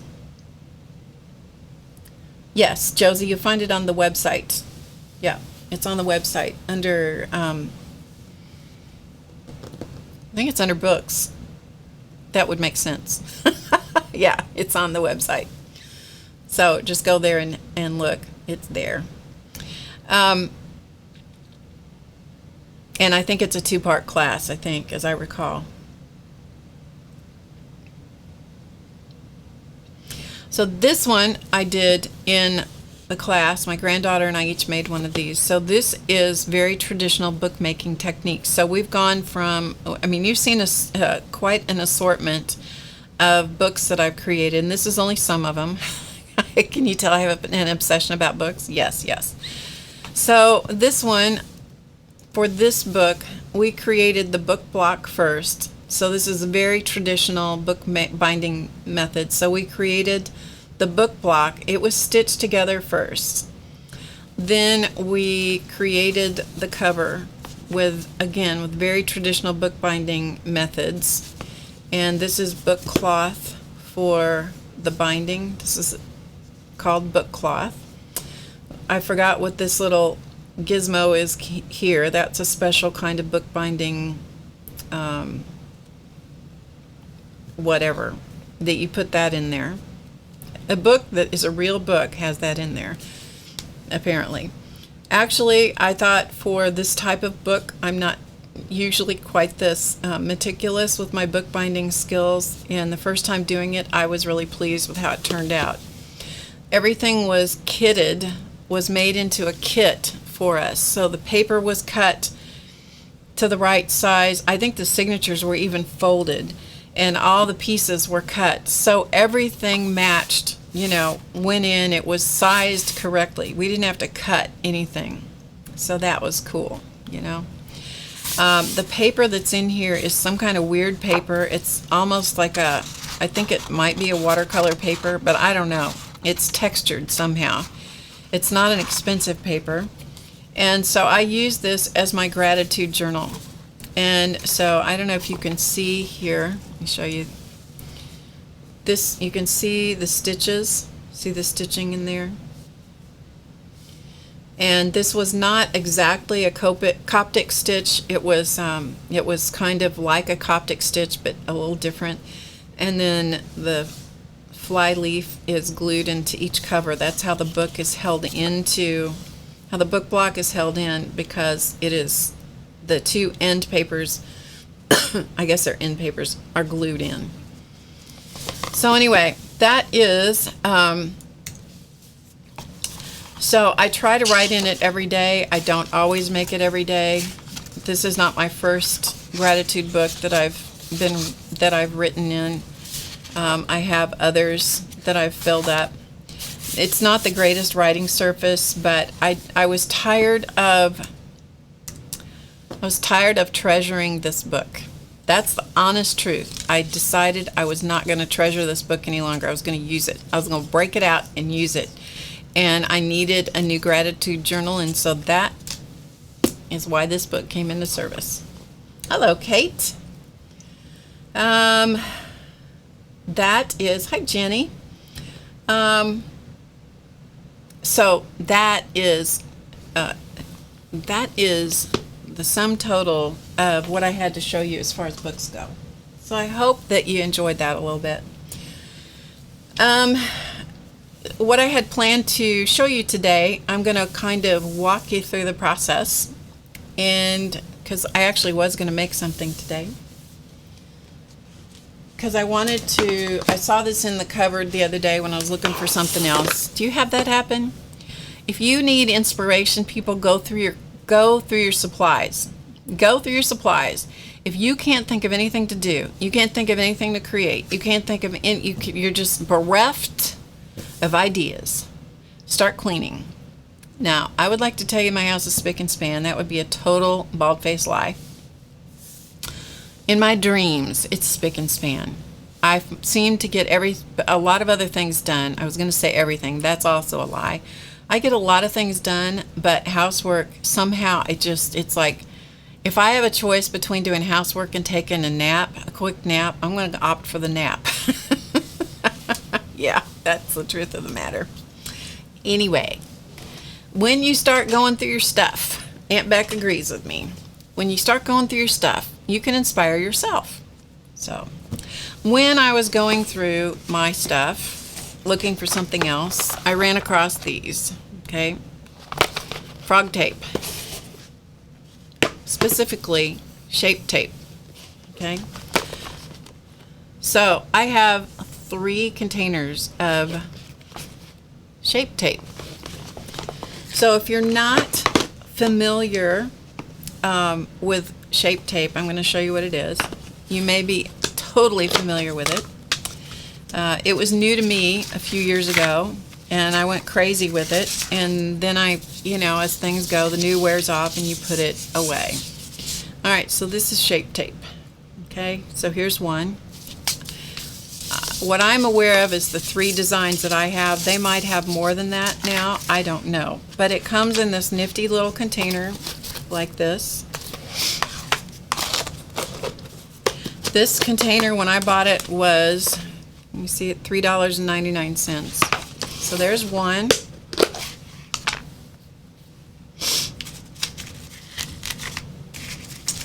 Here is another one, another shape of the shape tape. Okay, there's another shape. So a zigzag and a kind of a wavy zigzag. I'm not sure which one we're going to use, so I'll leave this one out. I might use this one today.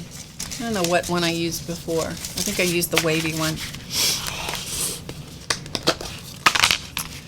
And this is the other one. So it is a scallop. Okay. So what shape tape is meant for is to put on your walls. It's a frog tape. It's meant to put on your walls and block things off so you can make stripes with it, or patterns or designs or whatever.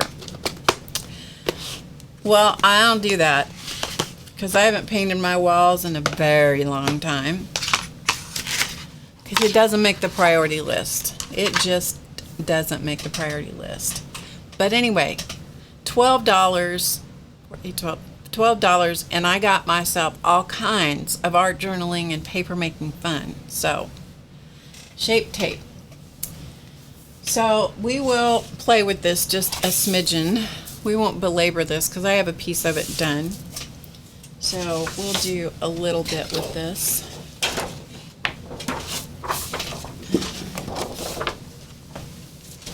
So what I have is a piece of Canson mixed media paper on my desk, which I'll show you here in just a second.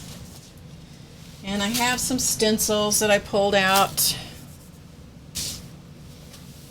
If you have any questions or comments, be sure you put them in caps, all caps, so I have a chance to see it. Hey, Krissa.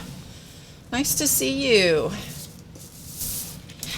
Never heard of shape tape? Yeah, I think it's still available. I forgot to look and get a link for it, but what I'm getting out is my spray something to kind of protect my area. Because when you start spraying things, you know how that is. Spray goes everywhere, right? Hi, Mark. Nice to have you join us. Hey, Shelly. Good to see you, my friend. All right. So I'm going to see if I can... Wouldn't you know that I have a... Okay, this is supposed to protect my surface.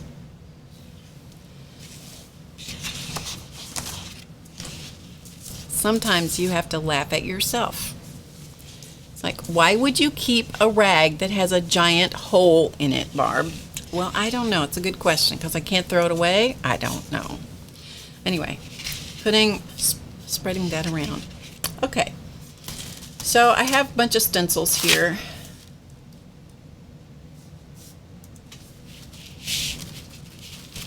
Oh, it's so good to see you. All right, so I have a bunch of stencils. Some of them are stencils with edges. Some of them are masks with irregular edges, right? So we have those at the ready. I have my shape tape at the ready. And where are my sprays? Here they are.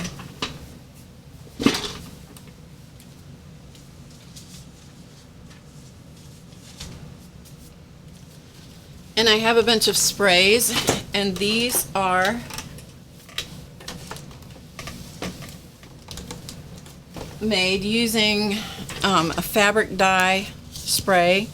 This is from SEI, Tumble Dye. Those of you who have been watching me for a long time are probably worn out with me using Tumble Dye, but it's my favorite, so I'm going to keep using it. So what I do is I buy these little bottles, and I put in some of the dye concentrate and then fill it up with distilled water, which makes them very pastel, and I like that. You can always make it stronger, but sometimes if you make it too strong to begin with, you're not happy because then you can end up with a gallon of spray before you know it, trying to dilute it down. Okay, this is Canson mixed media paper, and it's about 12 by probably 18 or something. So we're just going to do a little section of it. So I'm going to just work here where you can see it. So the first thing I'm going to do is I'm going to put some stencils on here. And I'm just going to randomly stick them on here.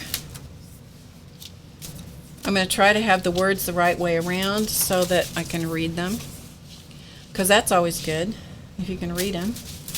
And so I'm going to have, actually that's all I'm going to use. So that's all I'm going to use for now, okay? Because that's all you're going to be able to see. And then I'm just going to pick a random spray, and this is, let's get one that you can actually see, however. So this is Aqua.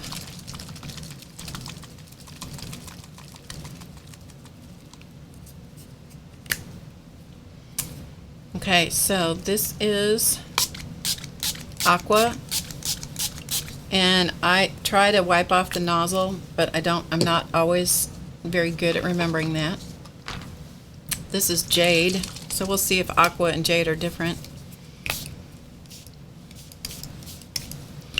Okay, and then let's do one more. This is Orange. So this will be interesting. You know, orange and blue, yeah, they're not usually friends.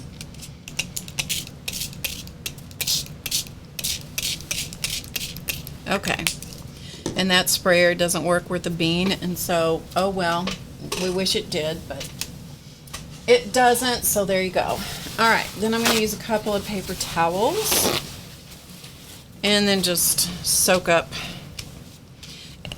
And if you are picky about your hands getting messy, you're going to want to put on some gloves in a bottle or some other skin protectant that will allow the stuff to come off your hands. Okay, so I'm going to pull this up, and then before this gets dry, I'm just going to do like this. Okay, so you see what we have going on? We're just barely texturing it. Yes, orange and blue are complementary colors, but it's working. That's why they're so good together, you know, because they make each other pop, but they don't play nicely together. Okay, then in order to get the Shape Tape to stick, you need to have this dry. So that you work in light layers when you do this. So, pardon me, talk amongst yourselves while I dry this.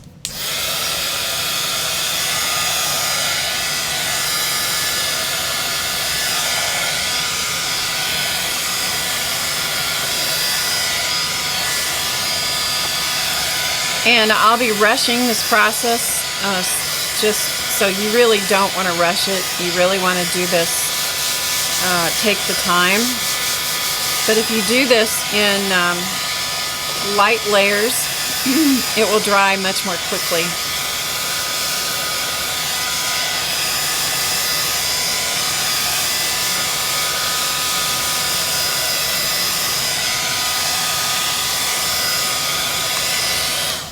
Okay, so we have a first layer down, and so now you get out your Shape Tape if you choose to use it, and I'm going to decide where I want to put it. So I'm going to put some here. So I just cut a piece, and it has a split on the back of the release paper. So I take the release paper off part of it, and then that allows me to put it down, usually without too many wrinkles, and then I pull off the rest of it, the rest of the release paper. Okay, pull off the rest of the release paper and put it down. Now I got a wrinkle here, but I'm not going to worry about it. And then I'm just going to bend it around to the back side of the paper. And I'm doing that just simply to get it out of my way. Okay, so there it is, and there it is. Okay? Any kind of fabric dye, RIT dye, tulip spray paint, the SEI Tumble Dyes, any of those will work for doing this kind of technique because they're permanent and they don't reactivate, and that's what I like. So I'm going to put another piece on here. I'm just going to put 2 pieces on here because you will catch the idea very quickly.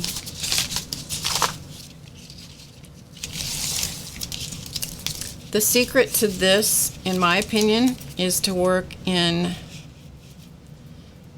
light layers, because what I'm creating here is a background that I'm going to do something on top of.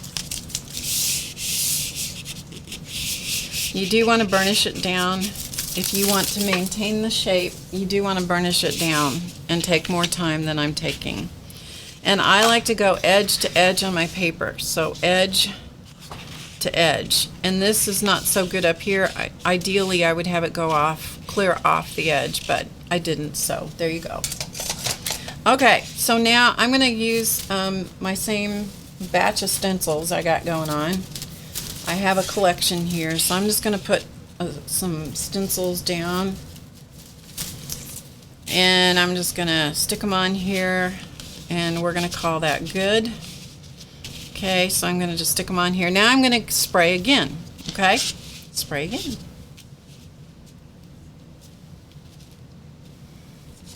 So this time, let's see, let's use something else. This is mustard. So this is, and all of these are diluted down. These are very, very bright colors if they're not diluted. So this is red. This is red. I don't know how much this one's diluted. My spray bottles are not in very good shape, so they're not spraying very well, and I'm probably spraying my shirt too. We don't care, right? We don't care. So I'm just gonna sop up some of this like so, and then take off the stencil, and you'll see the pattern that we've left, okay, for the stencil. And then, just as an effort to make this dry quicker, I'm just going to mop it up like this. Okay, mop it up. Which, surprisingly, this paper is grabbing it quickly enough that it's not going anywhere. it's not smearing very much. And then dry it again. So I'll be back again. Oh, thanks, Kate. Okay, by the way, since Kate's here, I can't stick any links in the chat because I got my hands full. If you guys don't follow Kate the Skate, go follow her, click her name, follow her, and you need to go back and watch her video about the book. I forgot what the name of it is. Kate can put it in the chat if she wants about what the name is. You need to go watch that. That was one of those things that if you don't believe in miracle stories, you will after you watch that video. Just saying. That's all I'm going to say. You need to go watch it.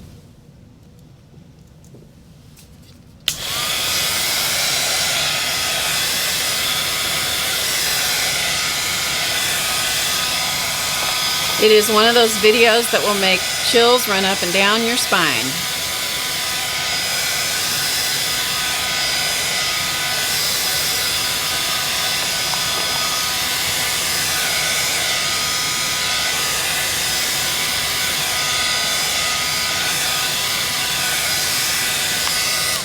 Okay, we're going to do one more layer here. Ordinarily, I would do quite a few layers, but we're just only going to do one more. So I'm going to do another layer of the shape tape.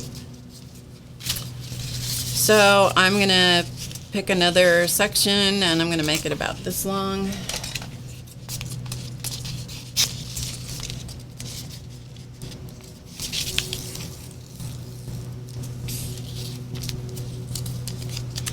And if you're hearing noise in the background, that would be because the lawnmower guy has just come to mow. So between the air conditioner and the lawnmower, you guys are getting extra. I don't charge extra for sound effects. I don't charge extra. Okay, so I'm going to put this one down. I'm just going to wrap these around the back just to get them out of the way, the ends, and burnish them down. And then let's use one more. Let's go like so.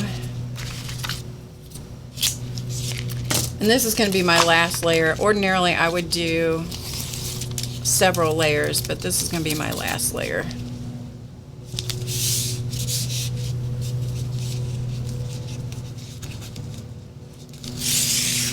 Hey, Jerry, good to see you.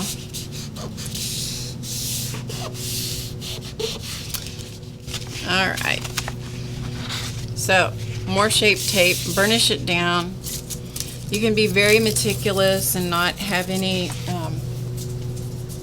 we might put one more piece. Yeah, let's do one more piece. Let me show you what you do if you don't want to go all the way across. Then have your tape stop in a section that already has tape on it.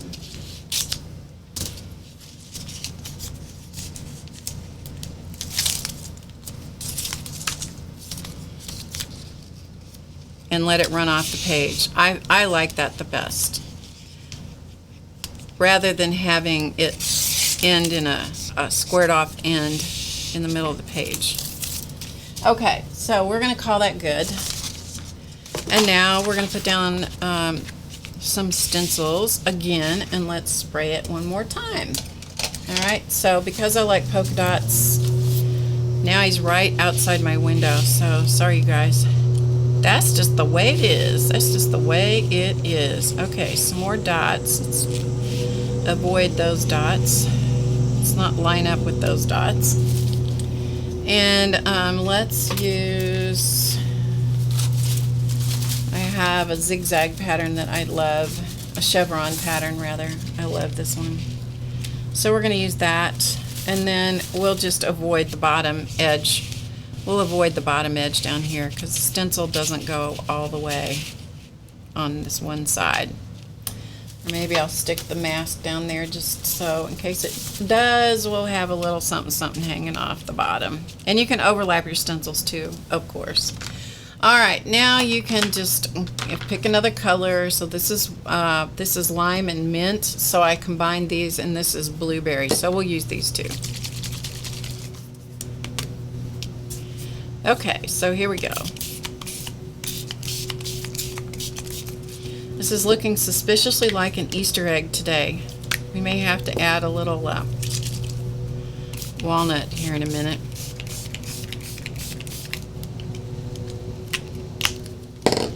And if you keep the nozzles clean, your sprayers will last better. So this is walnut, just because it's a little too Easter egg looking for me.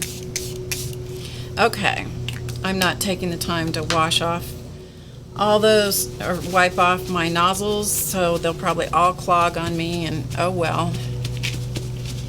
Okay, so just picking up the excess. If you have another piece of paper where you can turn those stencils over and print what's on top of them, that's even better. Again, I'm going to just wipe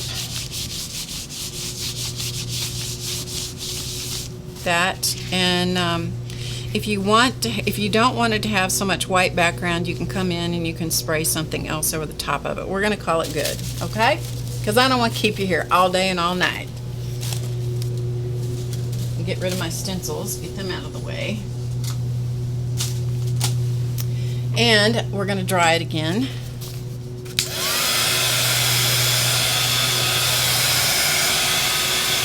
Oh, thank you, Shelly.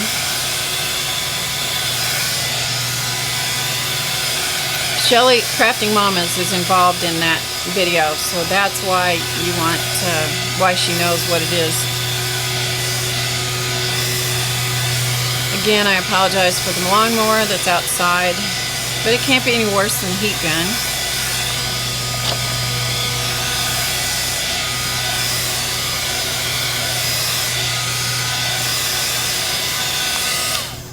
Alright, my paper is not fully dry, but it's good enough. So at this point, I'm going to remove my spray thing that's supposed to be protecting my desk. And just a moment, because I need to do that.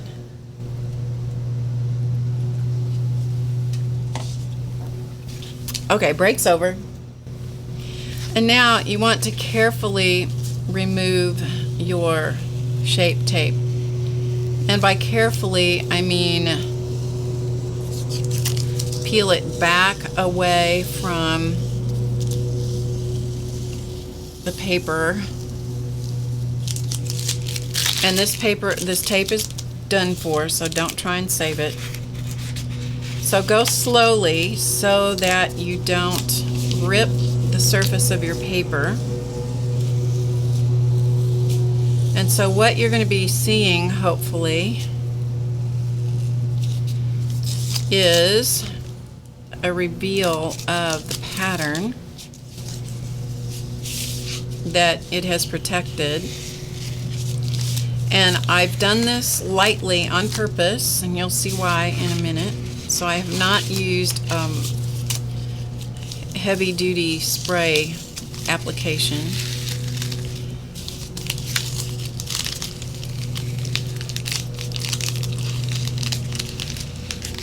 And you don't even have to use stencils when you do this. You can just put down the shape tape and just spray over the tape.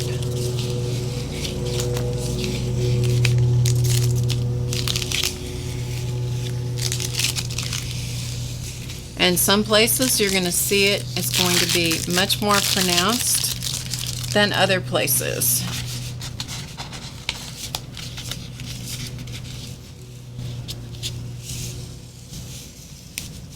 Can you paint on outside of shape tape? You mean to save the tape? I have done that in the past where I've, let's see, I got a little wild, and so I'm peeling up part of the surface of the paper. So let's go from the other side, see if we can.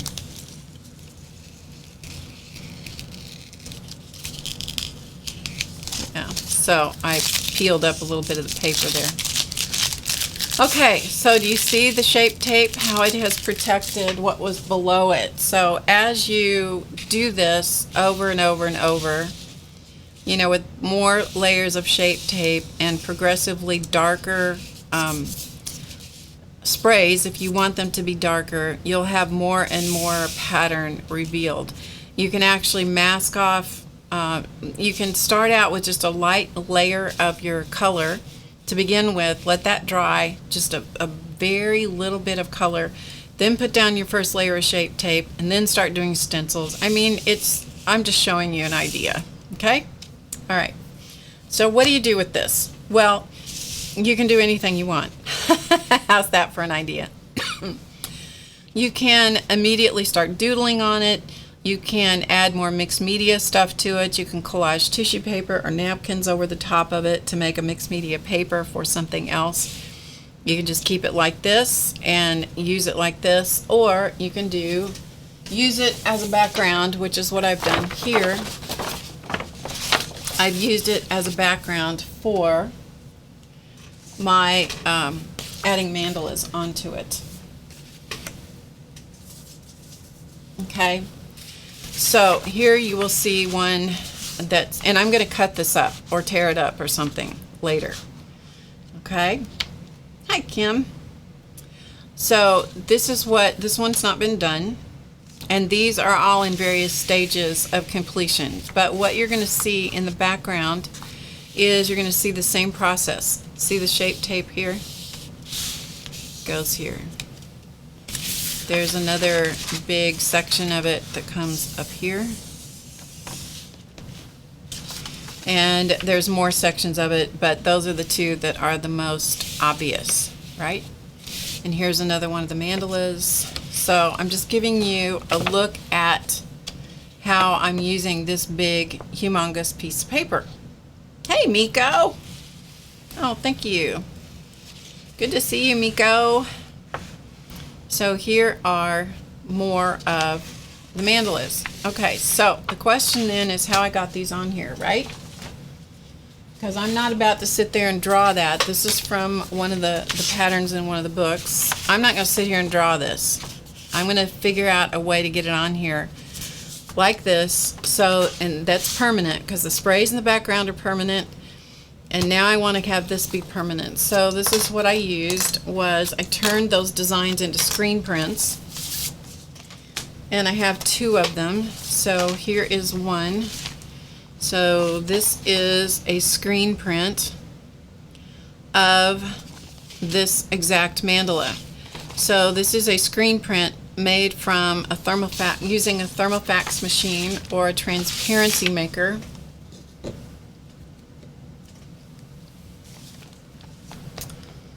Okay, you see that? That's the screen.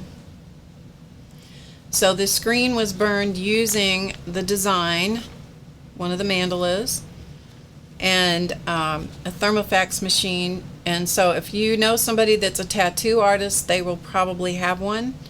If you know somebody who's a mixed media artist, they might have one. They are no longer in service in the world, as I understand it, but they are a very cool tool. And this is another screen. So the way this works is you would take this piece of paper. Okay, this is the one we just did. Take this piece of paper. You'll notice that it says this side up, and you can buy commercial screens like this. You'll just search online and you can find them, but I wanted my own. So you lay them down. This is plastic on the back. It's a film on the back, and the only thing that's burned out is the line of the creation of the mandala. It's the only thing that's burned through. So I put screen printing ink or paint on there up here at the top, and use a squeegee, and I hold the screen and I pull that paint down.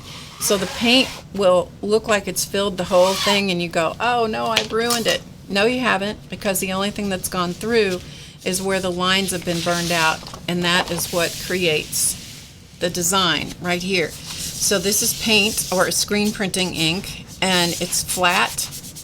It dries very quickly because the application of the ink or paint is so thin, and it dries very quickly, and it's permanent.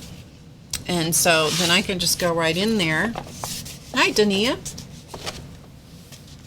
I can go right in there and then start coloring the designs the way that I want to, and that's what I've done. So each of these is done the easiest way I could possibly do it, which is so that I don't have to redraw each one of these. So if you size the designs different sizes, you can make this smaller, or if you, depending on what the file is like, you can make it bigger, within reason, because the Thermofax only goes, it can go longer, but it can't go wider than a piece of paper. But what I've done then is now go back in, and I've used Inktense pencils or blocks and a water brush, and I've filled in the color. So I have 2 left to do, and I was just playing with different colors from the background, the pinks and blues, and a little bit of purple, a little bit of yellow, and just played around with different color combinations informed by the background colors of sprays that I used. And then I'll come back in if I decide to, if I get in the mood, I'll come back in and use pens, gel pens or paint pens, and add some embellishment, because that's my favorite part of this whole process. But if mandalas are not your thing, you can still use the background technique to make, whatever you want to make, for your background paper. This would be good journal pages with some of the journal ideas I showed you today. You can do all kinds of fun stuff. I'm going to tear it up and use it in other stuff. I'll use it, I don't know what I'm going to use it for, but I'm going to tear it up after it's all done, the paper's all finished. Then I'll tear it up and use it for stuff. And that is one of the easiest ways to create a design. Once you have the design burned on a screen, it's super easy. You just lay it down and squeegee the paint through that. So that is that. That's how you do that. You said that the machines are no longer available. Any substitutes? I don't know, but there are people online that have the machines that will burn the screens for you, and they usually run just for the screen without the duct tape around it. Just for the screen, they'll run somewhere between $6 and $10 for each design. And so, I don't know of another alternative. You can make your own designs. Like I have a class on the website where I show you how to make a simple silk screen using contact paper and like a nylon, is it nylon or some kind of mesh fabric. I've forgotten which fabric we used now. It's not fresh on my mind. But you can't do anything with that technique that is this involved. It would drive you crazy. That's why it's called simple silk screen techniques. So but you might, if you have a tattoo artist or a tattoo shop anywhere around, I'd call them up and ask them if they might burn burn some screens for you. What can they say? If they say no, you say, well, thank you very much, and call another one. But a friend of mine who was a quilter used to do that all the time. She'd call the various tattoo shops wherever she lived, and she'd say, I need a screen. Could you burn it for me? And most of the time they're like, oh, sure. Because all you need is a good laser copy, which can come from a copy shop. It can come from a laser printer. It's a toner copy or a laser copy. That's what is essential to make the screens work. Okay, Carol says, CB says you can make silk screens with gel and a certain kind of light. Yeah, I'm not going to do that, but yes, I have read about that or seen that process. I'm not doing it, but yes, absolutely. I was talking about the easy way. Hi, Ilona. Thanks, Star. You can do a transfer with a jelly plate and matte medium. Yeah, yes, yeah, it's a different process, but you can do that, or you can just use the jelly plate and just transfer it straight from the jelly plate, which I've shown you how to do. But because the background was busy, I wanted something that I could really see. So that's why I opted for this direction, but it's just an idea. Okay, that is it. I have kept you here way too long today, but thank you so much for being here. I guess I should let the sponsors come out. Shall we let the sponsors out? Let me get the sponsor can. Because at least if Chance doesn't come out here, He is not happy. He is a not happy boy. So get things out of the way so they don't mess anything up. Oh, thanks, Ilona. Bye, you guys. Okay, let me get Chance. Those of you that want to see the sponsors, or we'll get at least one of them. Oh, they're waiting at the door. They're waiting at the door. Shockingly, they weren't talking, but they were waiting with their noses pressed up against the... Come here. Their noses pressed up against the door. All right, get up here. Okay, whew. I'm telling you, cat wrangling is a job. It's a real job. It's a real job. You're welcome, Tori. Thank you. Okay, good. You're a little too close for your close-up. That's a little close for the close-up. Whew. All right. It's a real job, people. It's a real job. Charlie's here too. He's just kind of hiding behind, and you get to see my whole. He wants to rub his head on the camera. That's too close. Too close. All right. Here we go. Lay down. There we go. Whew. Cat Wrangling 101, people. Cat Wrangling 101. All right. Thanks, everybody, for being here. Thank you so much. Yep, sponsors are here. Sponsors are here. This is Chance. This is Charlie. Remember to get your Mandala Madness inspiration cards. You'll find them. Sorry, I'm trying to find the camera. Chance approves. They're sponsor approved.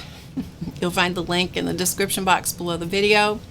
We will see you again soon, maybe in a couple weeks. I don't know. Stay tuned. If I'm going to be able to be on, I put it on Facebook and Twitter. But for sure, the first Friday of September. So remember, VIP members, that your class is tomorrow. Your link will go out in the, or the information will be in your email later today. Hello. And I will see you guys soon. Remember to get creative today, because you know it's easy, and I'll see you again soon. Bye, everyone.